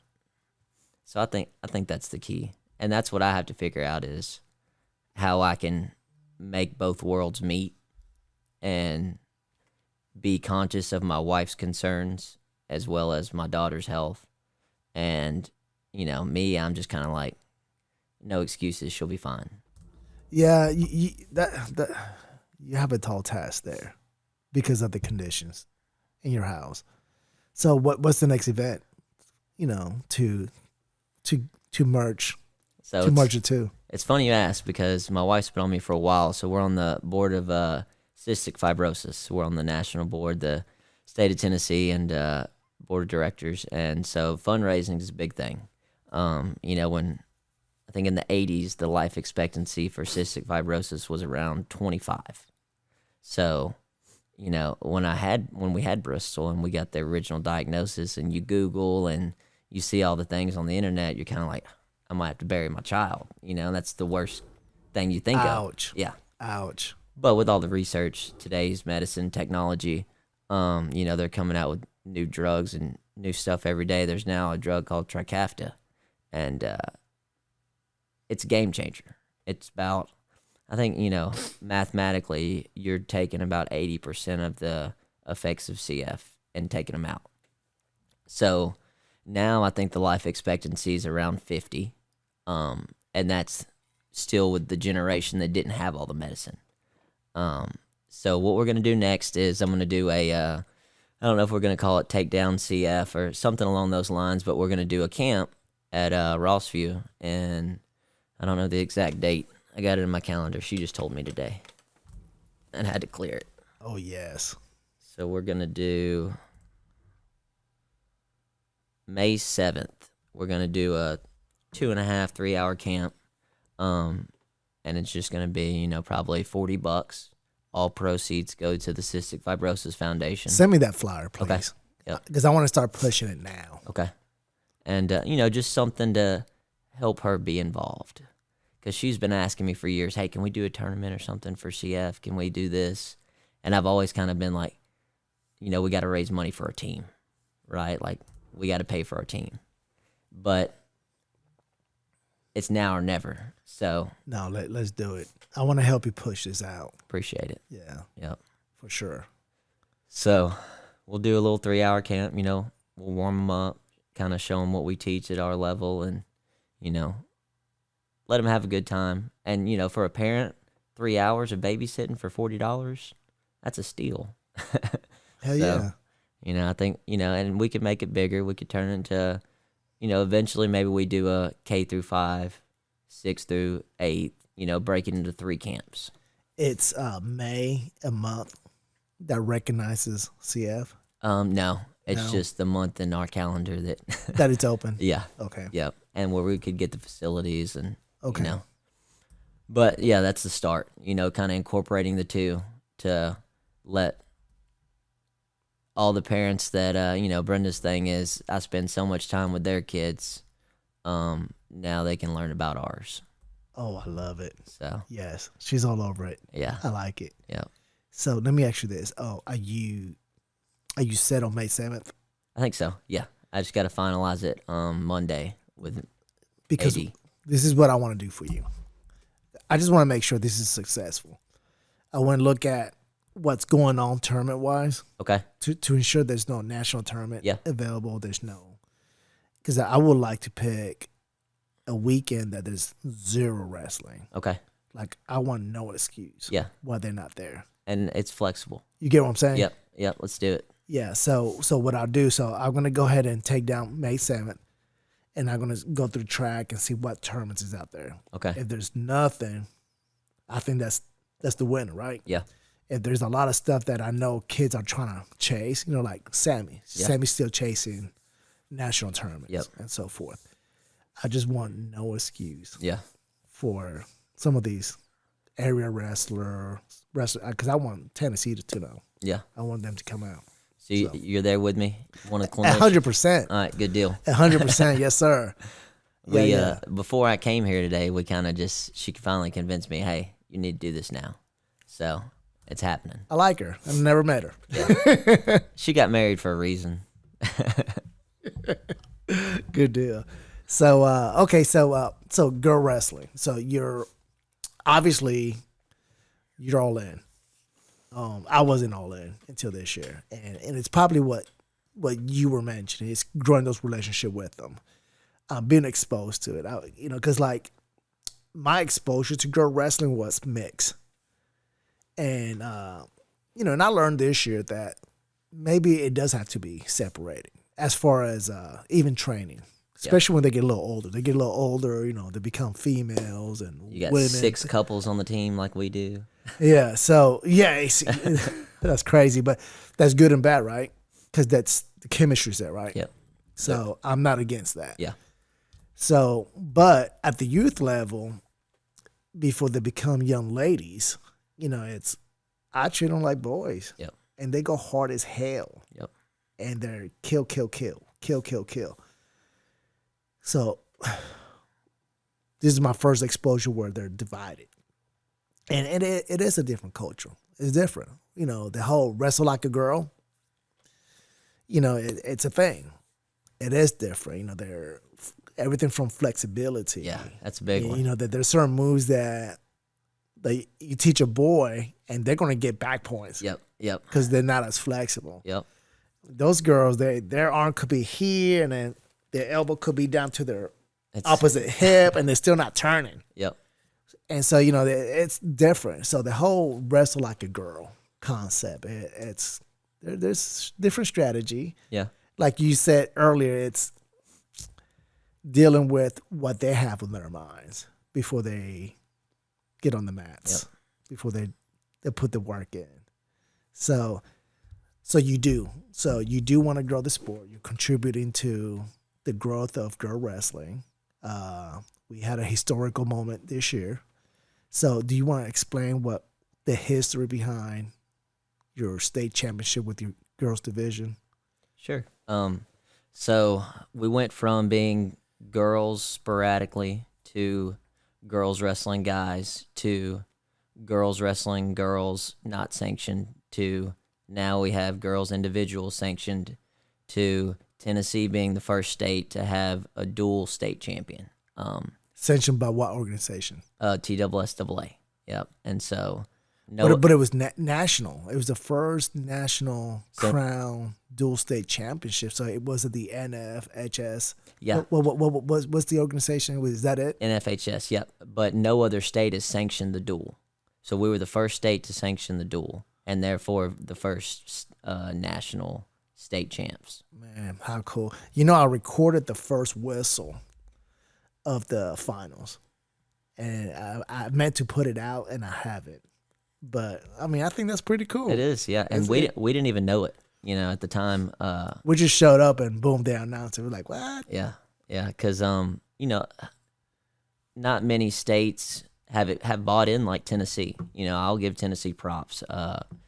And just the competitiveness to have 4 teams that really were competitive. Filled every weight, no forfeits. I don't know how many other states are at that level yet. They'll all be there soon. Everyone's gonna follow lead. But we put on a show, to have us in Clarksville there, and just wow, they're 2 teams from Clarksville. Yeah. How awesome was that? Yeah, it was. We wouldn't want it any other way. I mean, those are the same people that have coached here, right? Like, we all know each other, and we both. That's kind of probably why we pushed each other so hard all year, was because we knew if we didn't win it, they would. And the only thing worse than not winning it would be to watch them win it. So I guess would you say that Clarksville is the hub of girl wrestling in Tennessee? yeah, definitely. I think historically I think Montgomery Central might have won the first girls sanctioned individual, and then Northwest, and then we won 3, and then Northwest, and then us in Clarksville. So it's all been Clarksville area. Chattanooga sees it. Now they're trying to jump on ship, 8 years later. Yeah, Cleveland. Yeah, Cleveland, right. Yep. They did a good job. They did. Because this is our first year having a girl team, right? Yeah. So they're going to be coming. They're going to put in the work, and staying on top's always harder than getting there. But for next year, at least, I know if we show up, it's ours. So. Speaking of Cleveland, they do a really good job with wrestling overall. They do. Yeah. Why is that? What do you think? They're on top of the world.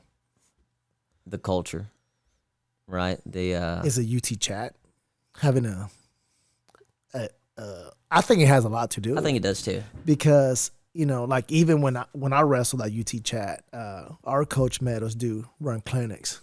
Yeah. All over in like a lot of high schools, well, especially like at Baylor, McCallie. So like the accessibility, right? Yeah. It'd kind of be like, And some of those guys, they graduate. Some they stay in chat. Yep. They don't leave, and if they stay, they're connected to the sport. They want to be involved. Yep. Well, what are they going to do? Coach. And I think Esslinger was Cleveland, then went to chat. No, he wrestled at Bradley. Okay. Central, went to chat, and then I don't know if we went back in the high school world, but yeah. So they all, it's the community. Wrestling means a lot down there. Yeah. And, for us, I think the best thing we could do is Austin P should start a girls program. I mean, it only makes sense, right? Like, you got the mecca of girls wrestling right here. It is. Start a program. It is. I agree. 100%. I know there's 5 or 6 girls on our team that are like, hey, can you start this? And I'm like, it ain't on me. There's a lot It is now. There's a lot of chain that you got to go through there. But we're going to make it happen. I like it. I agree. I think so. Especially if, and I don't know. I wish I know what state it's the strongest girl wrestling state that's pushing athletes out. But I know Clarksville specifically, it's the hub of girl wrestling, Tennessee. Yep. Now that Chattanooga is sparking up, I guess they're somebody we got to put eyes on. Huh? Oh yeah, it'll be fun. The next couple years will really be fun because it's taken off nationally with Iowa bringing in the girls program. It's hard to be the first, right? To step out of your comfort zone and say, okay, I'll roll with this. Because the perception has always been, not to be a chauvinist, but a lot of people don't think women should wrestle because they should be soft and they should be at home and they shouldn't be warriors. Well, I want my daughter to be a warrior, right? And I think that's the whole foundation of why I bought in was, no, I want you to be tough. Like, if our society wants you to be equal, then go be equal, right? Go put the work in. And, it's hard to be on the front end of that, but now everybody's in on it. Now the big names are in on it. Yeah. So now it's real easy to say, oh, yeah, we're in. So girls wrestling is going to grow. And selfishly, all the males are kind of starting to recognize what we've been saying for 8 years. If we want our sport to survive, we have to bring, because Title IX kind of killed all the SEC wrestling, right? And wrestling doesn't make enough money to just have a boys program at all your big schools. You have a girls program, you're going to have a boys program probably. So all these programs coming, wrestling's going to be the best thing we could have done is involve females and now create that atmosphere of the sport itself is going to grow. Do you watch UFC? Yeah. Do you watch the girls UFC? They're on the card, so you kind of got to. I enjoy it. I mean, let me tell you why. And this might sound weird, but I used to love watching girls box. Yeah. And UFC because they didn't strategize. They went at it. Yeah. Yep. They went at it with no strategy. They attack. No technique. They just went to kill. Yeah. Right. And girls are that way. Like in real life, their emotions get the best of them, and they don't strategize. Well, let me stay in my zone. They're more emotional. Let me stay in my lane. But I used to love it because it was action. Where in boxing, two really good boxers could make that boxing match very boring. Yeah. Because it was the games within the game. Yep. Footstep. Who's stepping where? I'm gonna step outside the danger zone to attack. Yeah. Right. Girls was just boom, boom, boom, boom. Right. So I truly enjoy UFC girls because of that. Yeah. There was no strategy. It was like they go, and somebody was going to tap or get knocked out. Yeah. They weren't going to go the full 25 minutes or whatever, And that's very consistent with girls wrestling. Yeah, right now, it's a lot of pins. Yeah. And actually, me and my buddy from Maryville were talking about that. We're like, man, it's just like pin or be pin. You rarely see the full 6, 7, whatever, 6 minutes. Yeah. And, thinking back to our conversation earlier about which wrestlers could be the most successful to the next level, you think about Gabby.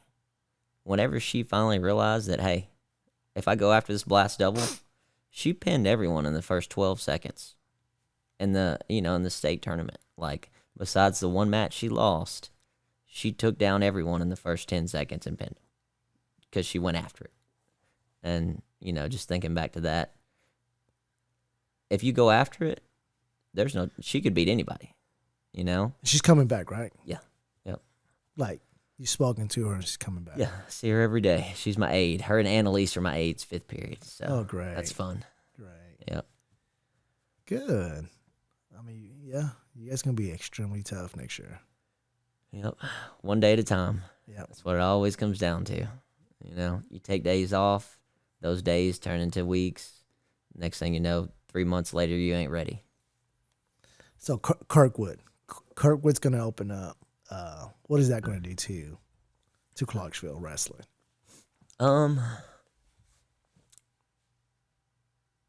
It depends.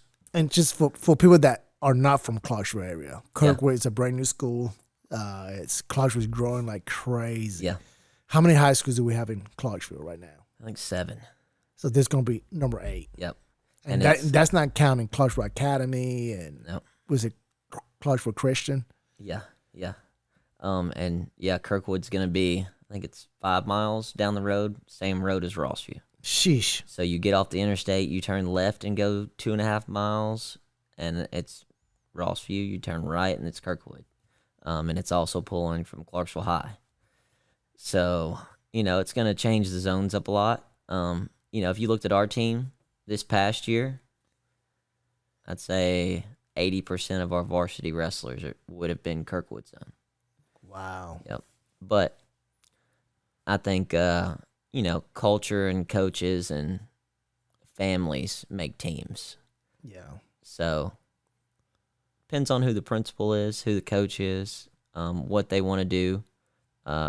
If they want to provide better facilities, you know, I think that shows buy-in. That shows, you know, hey, we want to be a wrestling school. I have a feeling that that's going to be a hot ticket. Yeah.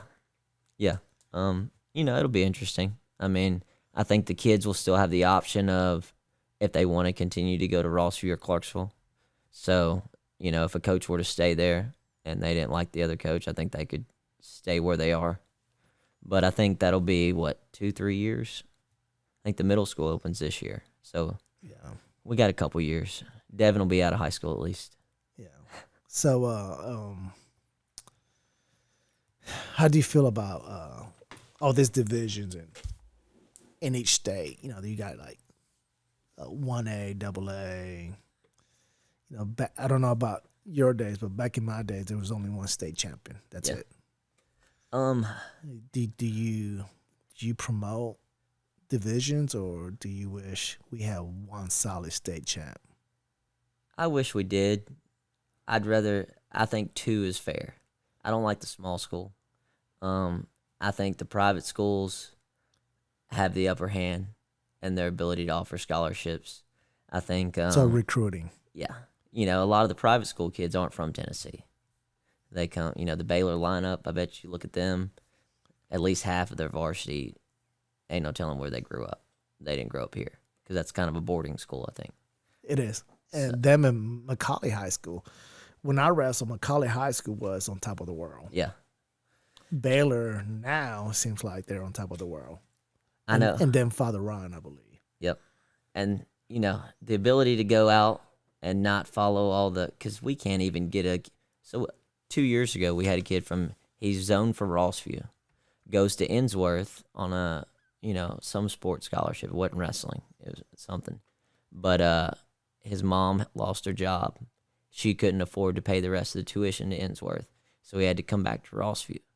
He was ineligible. Like, oh, really? yeah. And he was zoned for Rossview? Because he went from, didn't change addresses and went from school to school. So you go to any private school, you're eligible automatically. You know, there's not all the regulations. And I think that's a disadvantage, right? It is. I agree. But do I wish there was one state champ? Yeah. I mean, but then you look at Georgia. I think they got 7 state champs. That's so crazy to me. Yeah. That's crazy. And that kind of waters it down, right? You go to these national tournaments and you're a 1A Georgia state champ or a AA Tennessee state champ. You know, it kind of makes your state not look that good. But now, did you wrestle nationally? no. So whenever I started wrestling, we didn't have a club. I found wrestling. I heard it over the intercom. I was a football player. Wasn't big. Wasn't, you know, wanted to go to the NFL, but there wasn't no shot there. You know, 5'6", no way. But heard it over the intercom, you know, wrestling, meeting at lunch. Came in there, and Coach Maples, about my size, coach, came in. I was like, oh, I like this guy. First practice, my dad played college football, and I was like, Nice. I'm going to wrestling practice. He's like, no, you ain't. I was like, yeah, I'm gonna try it. I'm kind of hard headed. Didn't take no for an answer, and liked it. I'm like, got people my size, like, don't have to worry about somebody else throwing the ball to me. Don't have to worry about somebody else catching, throwing a block, and I was all in. But during the summers, I worked. My dad was a contractor, so put in my 45, 50 hours a week. I did a couple freestyle tournaments here and there, but there was never never felt the need or had the avenue to go see these things. And that's something that, coaching some of these guys has really opened my eyes up to, is like traveling to Iowa. Took a all-star Tennessee team to Alabama this year. We got second to Compound. Oh, you did? Yep, and it was just kids all over Tennessee that me and Sammy put together. We're like, hey, come wrestle with us. Yeah. And we'll go back this year. And Let's do that. It was fun. Let's do that. It's going and seeing wrestling all over, it kind of makes Tennessee feel small, right? I think it's a confidence thing. You go wrestle in Iowa and you win 5 matches. That's where Sammy went this year. And you come back to the Tennessee State tournament, it's kind of like, oh, I'm going to go win this.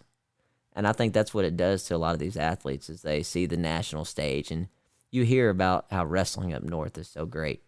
And then you wrestle one of their kids and you're like, oh, he puts his pants on just like I do. And I think it just kind of goes into the back of your mind of, I've wrestled nationally. What's Tennessee got? Yeah.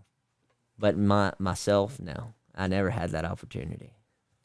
Yeah. I think, and I was asking because I truly feel that Tennessee is climbing. I think so. It's climbing fast. Yeah. Yeah. Sales, whenever we went to the preseason nationals, Sales from Blackman, he All-American. Sammy lost by 1 in the match to All-American. Oh, wow. Yeah, that was tough. Darn. Yep. But, the Tennessee kids that went, they're competing. They wrestle just like we do. They some of their techniques might be different. And as coaches, you go see that and you're kind of like, oh, I like that. And you implement it to your style. But you can't take shortcuts in wrestling. And I think that's what brings it all back to the center, right? Like, they're doing what we're doing. Do they want it more up north? Probably, right? Their communities are more bought in. The sport itself is more, you don't hear kids walking around saying, oh, I'm not wearing that leotard, right? And that's what hurts the South, is, I think, the buy-in. I think that's the only difference, really. I don't think it's anything else. Yeah, because like a singlet now is, I don't like what you just said. A leotard. It doesn't go in my brain that way. So that stuff is just so normalized up there. Yep. Yeah. So you brought up your dad, and I know you got a pretty cool ride home moment that you had with your dad. I like to do this ride home moments. You're a nightmare for an athlete after losing or a bad experience. So I like to highlight that ride home after a bad loss or something bad with your parent. And I like to highlight these ride home moments because I had them with Devin. Yeah. And actually I had them with Daniel, David, and Devin. And, you can accidentally push an athlete away from the sport by one bad incident on the ride home. I believe you have a pretty cool ride home moment. Yeah. Do you care to share? Yeah. I mean, and honestly, it's probably what led me to go continue wrestling, right? And see, in your case, that bad experience led you to continue wrestling. Yeah. But it's a fine line, right? It is. You can kill an athlete accidentally, or in your case, I'm eager to listen how it enhance to want to wrestle. So, senior year coming in to the state tournament, hadn't lost a match. Knew there was a couple tough kids, but where I wrestled, we didn't go see all of them, right? We didn't go see Cleveland every year. We didn't go see, the teams you needed to see. And there was no small school. So going in the tournament, thought I was going to be in the finals, had one goal, state champ. Other than that, I didn't really care if I got third, fourth, fifth, right? If you're state champ or nothing. And that's kind of where my dad was too. Like, we kind of knew coming in that it's this or bust. And lost a close match, kind of got stalled out on. It happens. And I guess all the build-up just kind of exploded, led me to, losing my composure to the point to where disrespect, and your parents they should be your safe place, right? Like, they know you, kind of like your spouse. They know you better than anyone. And so everything you're feeling, you're going to display it to them. So, disrespected my father in front of a lot of people. And he's a hard ass. Made me who I am, right? Wouldn't change a thing, probably. Maybe a couple things. But we're in Chattanooga. Puts me in the car, and we head back home. And, state tournament's double elimination. And I lost that match in the semis. So, not a word spoken. 3 hours. We get home, go straight to my room. And, we didn't. The next day we woke up, and we're men. And it's just kind of like, you don't talk about it. You just kind of put it off. But 2 days later, it's like, hey, you all right? And I'm like, beat 5 of the 6 medalists this year, That forfeit next to your name, that's the last match of your high school career. Doesn't really feel good. So, I'm going to keep wrestling. And, he said that's probably one of the biggest regrets in his life. But it's on me as well, right? Like, I know better than to cuss my father in front of a group of people. Like, you just don't do that, right? Out of respect, out of everything they do for you. But that's also all the build-up, the frustration. There's only certain people in this world that you can truly be you and let that come out. And now, me and my dad, we'll go hunting together in 2 weeks. We're close. But then it's kind of like, as a parent now and as a coach now too, like, my big thing is composure. And it's probably because of that reason. That was a time that all the work put in explodes to the point to where you lose control. Everything just comes out, and it's like the end of the world.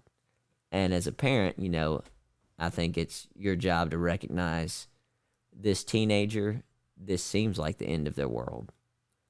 But 4 years from now, we'll look back and it won't be. So let them take a moment, right? And I don't know. I don't think there's anything anybody could have said to me that would have made me act differently, right?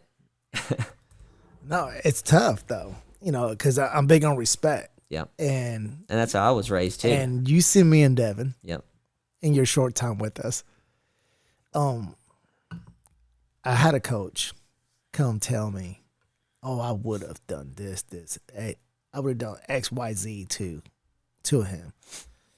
And I told him, I was like, guess what? I know where he lives. Right? I know where he lives. And I could have made an ass out of myself and jacked him up or do something I regretted. Yeah. Right? Yep. But I think that was a learning moment because I've seen this movie already. And hopefully that's what we're doing right now. We're painting a picture for somebody and give them the better tools. Like you say, give them a moment. I like that. And I learned some stuff from you already in my short time with you. And I hope to learn more. But you send Devin, and you have heard Devin do at such a way, at which it has to be fixed. We've already started, like, You know what I'm saying? You already started. it's already You, getting. you already yep, started your good work with them. And like I have told other parents, sometimes it takes an army to raise a young, strong man. Whatever I have, whatever I'm prepping him with, whatever tools I'm giving Devin, it's great. But sometimes confirmation or from your toolbox instead of mine, that's what it takes. Whatever, I'm humble enough to say yes, help me build this young man, and I hope that other parents can take this, and other coaches too, right? Like you said, you that's your style of coaching now because of that moment. So I told this coach, I was like, hey, I know where he sleeps. And I told him, I was like, do you want me to go jack him up? Is that what you want? And, I put him on the spot. But I was upset that he said that to me. Like, a different Daniel from back in the days might have acted different. But I'm 47. I'm better today.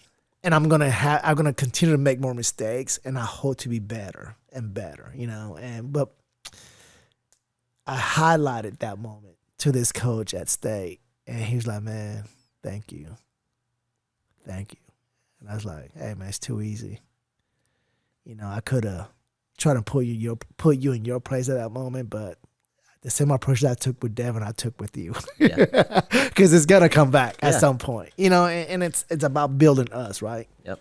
And Building our coaching staff, building whatever family that you have opened up for us. It's about to add into it and building. And I appreciate you, definitely. And, you think about that situation. If you done what that coach told you to do, you probably wouldn't be able to help coach still, right? Boom. Yeah. And as adults, right, that's what we have to realize. Boom. We Exactly right. We have to see 2 steps ahead, right? Because with the, and a lot, especially with you and Devin, the failure that he feels is really, he feels probably he's disappointing you, right? He's out there and he can't get off bottom or something. He feels like he's letting you down. And as men, we're not going to cry, right? Like, we're going to get angry. We're not going to sit there and, no, we're going to get pissed off. And then what's that lead to? Anger. Destruction. Me not coaching again. Right? Right? You called Yeah. it right. That's exactly right. And for other coaches to kind of put this in their book, toolbox. So that brings another question, so like we're highlighting the difference between girls and boys. But you're right, like right now, as you said that, as you deliver that message, you're right. Like, I'll see the girls and they break down, they cry. And I'm like, you know what? At least it's that. At least it's not destruction.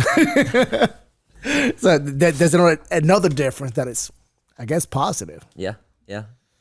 They don't know everything. Yeah. So, and I'm taking notes. I'm taking notes right now. I'm like, you know what? There's better ways. If crying is better than destruction, better than driving all the way home from chat, Yep. or me putting my hands on my child and then not being able to coach again, then yeah, that's a better approach. See, there's a problem though. I had my tear ducts removed. I can't cry. No, I'm just kidding. Oh, I was like, damn. Oh, good. And it's men are from what's that? Men are from Mars, women are from Venus. 100%. Very different aspects of it, and just trying to understand how people react. But in today's world, Coach Price is exactly that. Not just the female difference, right? But it's also each other. Like if you're some type of way, if I don't love you for that, get the hell on. Yeah. Get gone. Yeah. We're different. And we there has been some challenges. Every family has their own challenge, right? Ain't no family perfect. No. Not this team. No. Not Clarksville. Not Rossview. Not Northwest. So we had our challenges. It's we gotta love each other for what we bring to the table. If you don't love me for my worst, tell me get the hell on. Yeah. And the same thing. If I don't love you for who you are, then hey, it's too easy to go to the next place. Yep. So that's what's wrong with this world today. It's like we're different. We have different beliefs. But at the end of the day, if we can love each other for what we are, hey, we can survive challenges. Yep. And like me and Devin, and you seen it. And what did I do? I was like, and to you, I'm saying different things to you because, you're next and I'm like, did that little schmuck set that? I already know. I was like, really? Did I go and chase him? No. I just let him be. Let him cool down. He's got to come home with me. Yeah. But I learned, like, honestly, I learned with my two oldest, and I just got to be better. I'm getting better. I think you did a great job, and I think, like any situation, compromise, right? Like, if it takes me pulling him aside and saying, look, you can't do this. I've done this. This is what's going to happen. Nothing good comes from this. We have to see big picture. But it takes me to trust you too, right? Yeah. And I do. And that that's what a coaching staff should do. I have some strength and some weaknesses, as well as me tapping into different resources, and that's you. We're like, hey, I trust you, and that was good that you're in my corner when I'm faced with these challenges. So, what about as a coach? Is there something that you have done that you regret, that you wish you could take back, but like, damn, I wish I didn't do that as a coach?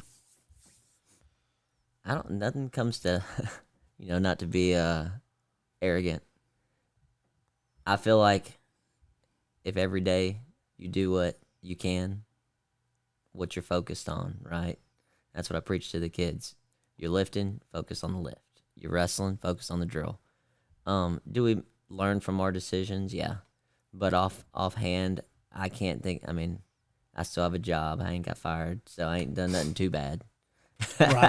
Right. But I don't think there's anything, just offhand that says, all right, if I could go back and change this, I would. I think it's all, part of the process. Until you live it and you do it, you can't learn from it.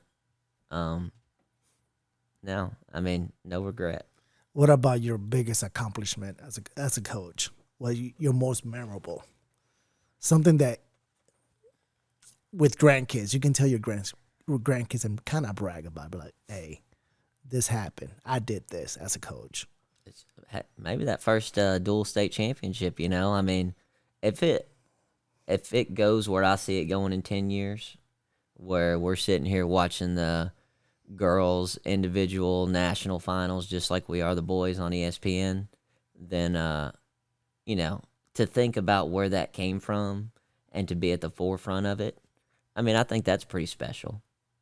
And then just all the guys and the girls that probably shouldn't have done things, but that worked hard enough and that you helped. I think coaching, the best coaches help individuals believe in themselves. You can't go out there and compete for them. That's a coach has to realize that he's not competing. And as bad as they want to win, if the athlete doesn't want to win, it's not going to happen. So that's what I think a coach does. Helps an individual recognize their potential and then work to achieve it. So that's my goal. So, all right. So let's wrap this up.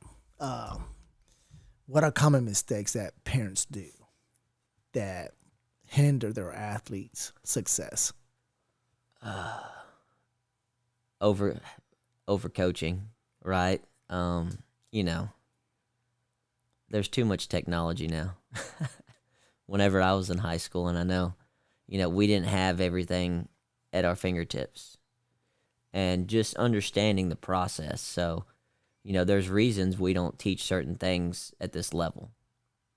You can sit here and watch these college guys and see stuff they're doing and go try it, but what you don't recognize is they knew 6 things before they did this. And, there's too many parents now that put additional voices in their kid's head, right? And so that's what I struggle with is even if the kid realizes, hey, I probably shouldn't do this because I failed, it's still in the back of their head. So whenever we have a game plan and then you go over and you're watching the film and you're telling them another game plan, 2 game plans isn't good. I just feel like overcoaching kids, right? Like let your kids coach, and if you don't like that coach, go find another coach. But don't try to be stepping over the coach. Yeah, and I run the R Nights here in Clarksville, and there's a fee that comes with it. And and there's your club hoppers and there's your YouTubers, right? Yeah. That's kind of what you were That's it, touching yep. up. The easy thing for people like us is go. There's no I'm not gonna be upset, right? But there is such a thing as expert eyes. You can watch whatever it is on YouTube and try to redo it, but if you don't have expert eyes guiding you step by step and why certain things have been done at this time or this way, it won't work. Yeah. They'll have a good idea, but their success rate will be reduced because there's no expert eyes delivering the message. Yeah. So yeah, it's kind of, and I know what you're talking about. It's funny. So what about so what can parents do different? So it's the whole overcoaching thing. So how can they? What do you recommend? How can they fix this? Worry more about the person instead of the sport. Our job as coaches is to teach the sport. And then, I definitely care about the person, and any good coach does. But it's the parent's job to worry about the person. When a kid gets out of a match, it's not my job to go coddle them and say, it'll be okay. We're going to go get some ice cream. No, I'm going to tell you what you did wrong so we can try to fix it and move on to the next match. As a parent, I guess there's a fine line of not trying to teach technique, but more so saying, hey, go fix it. Right? And I think as a parent, that's what I would try to do is say, hey, keep your head up. Don't show your ass. Be composed. Go fix it. Go back to work. And instead of trying to tell them what to work, more so just let's move on now. Let's get out of wrestling for a minute. Let's talk about life. And that's something that, me and my dad, we always talked about wrestling, and there should have been more small talk, so to speak. I mean, it's hard because the parents are in just as much as the kids. And that's why it works, right? Yeah. And that's why I asked you earlier, what do you coach? And when you have a family at home waiting for you or not with you, what do you coach? What do we choose to leave? And one of the solutions that we came up was get them involved, get them in, which is going to promote those conversations, those wrestling this, wrestling that, sure. know. So it's a tricky balance, right? Yeah. And everything we do, there has to be a healthy balance. So there's a trick there, right?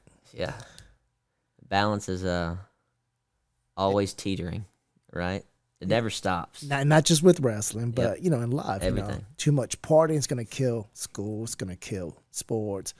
Too much wrestling, or you could probably kill school. Yeah. Who cares if you kill party, right? Yeah. But in any rate, yeah, balance is the key. Just like we were talking about. Don't look at it as sacrificing 8 months of your life, but let's be better balanced so you can do it all in a healthy manner. The best way, most efficient, best way possible. So, what message do you have for your athletes? One day at a time. Wouldn't it, especially, not to get political, but everything going on in the world, you never know if you have it tomorrow, right? And I feel like the only thing you can do is plan, but focus on the task at hand. I feel like a lot of our athletes now are too much here instead of here. Yeah. Right? Like, live through your eyes. Yeah, well, when the world today, outside of politics, but we're not promised tomorrow. No.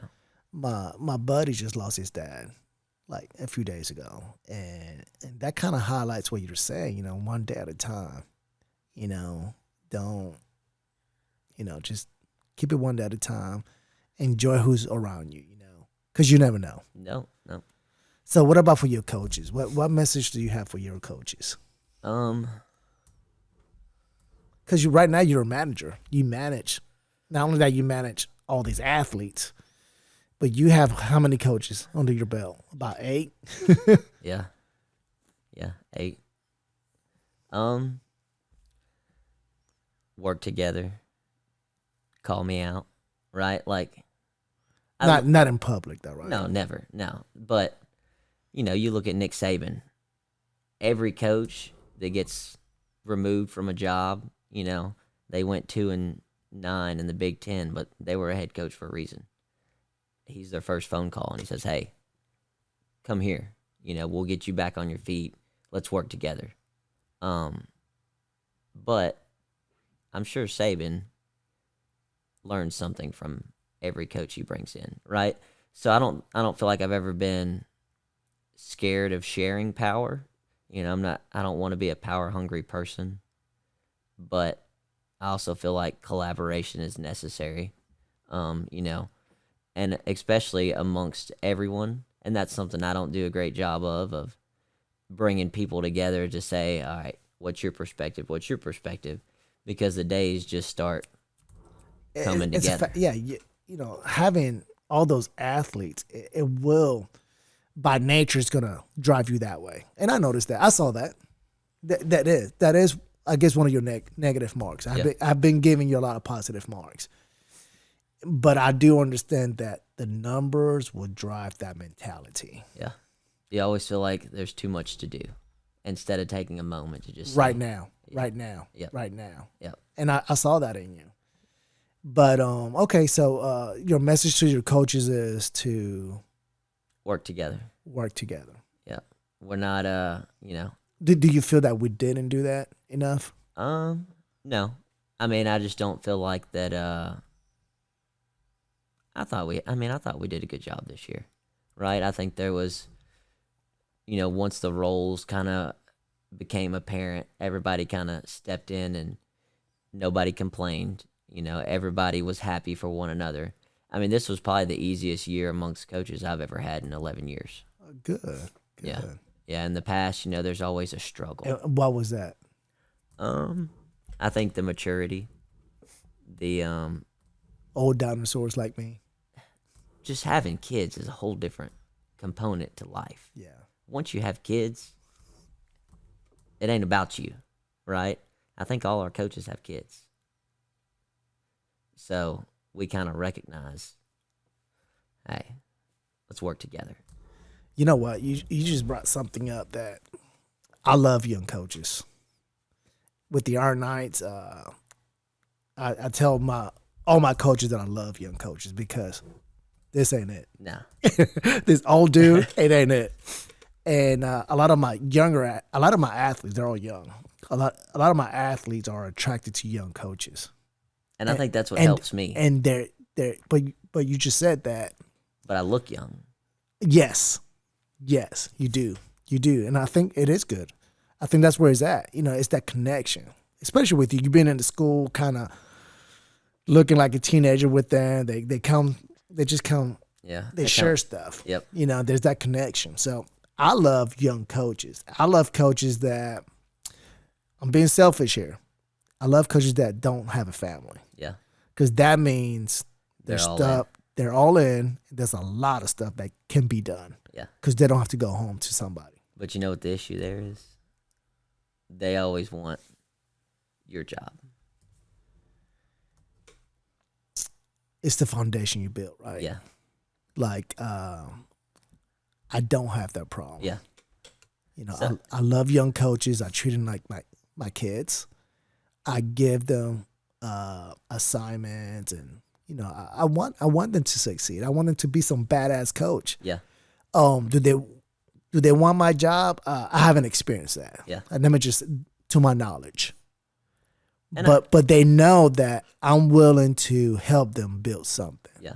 Cause this ain't it, man. Like this right here, this old dude, it ain't it. And I need those young coaches. Yeah. But I'm willing to help them out.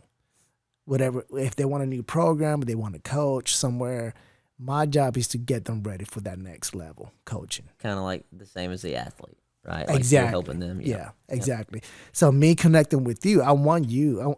If I can assist you to get to the next level of coaching, I want to do that. And I don't want your job. I don't. You got a hard job. Take it. You have a hard job that I don't want. But yeah, you are gonna come across piece of shit people, cause I'm telling you right now, there's a lot of good young people out there. There is, and But there are a bunch of bad ones that might want your job. You know. or that think they know everything. You know, and I think that's better wording than they want your job, is just more they think they know everything. All the kids that I've coached that come back, man, I wish they was all in our room every day. You know, you think about O'Neal, right? Like Ethan, you know, they're busy doing their college life. But if we had them in our room every day, yeah, you're not lying. Yeah. That would be phenomenal. Yeah, 100%. And yeah, because we want them to be young, strong professionals like O'Neal. O'Neal's doing good things. Yep. Yep. And he's still giving to you in your Yep. program. So that's super beautiful. Oh man, thank you. Is there something else you want to tell the wrestling world? No, I just want to watch these semifinals right here. Hell yeah. Well, hey, thank you for coming on board. I have enjoyed my time with you at Rossview, and let's keep building. Next year, watch out. We coming. Yes, sir. All right, good night. Appreciate it. Thank you for tuning in with The Games Within the Game. Please visit our website, thegameswithinthegames.com, for current and future podcasts. Thank you, and please don't forget to subscribe. Thumbs up, baby.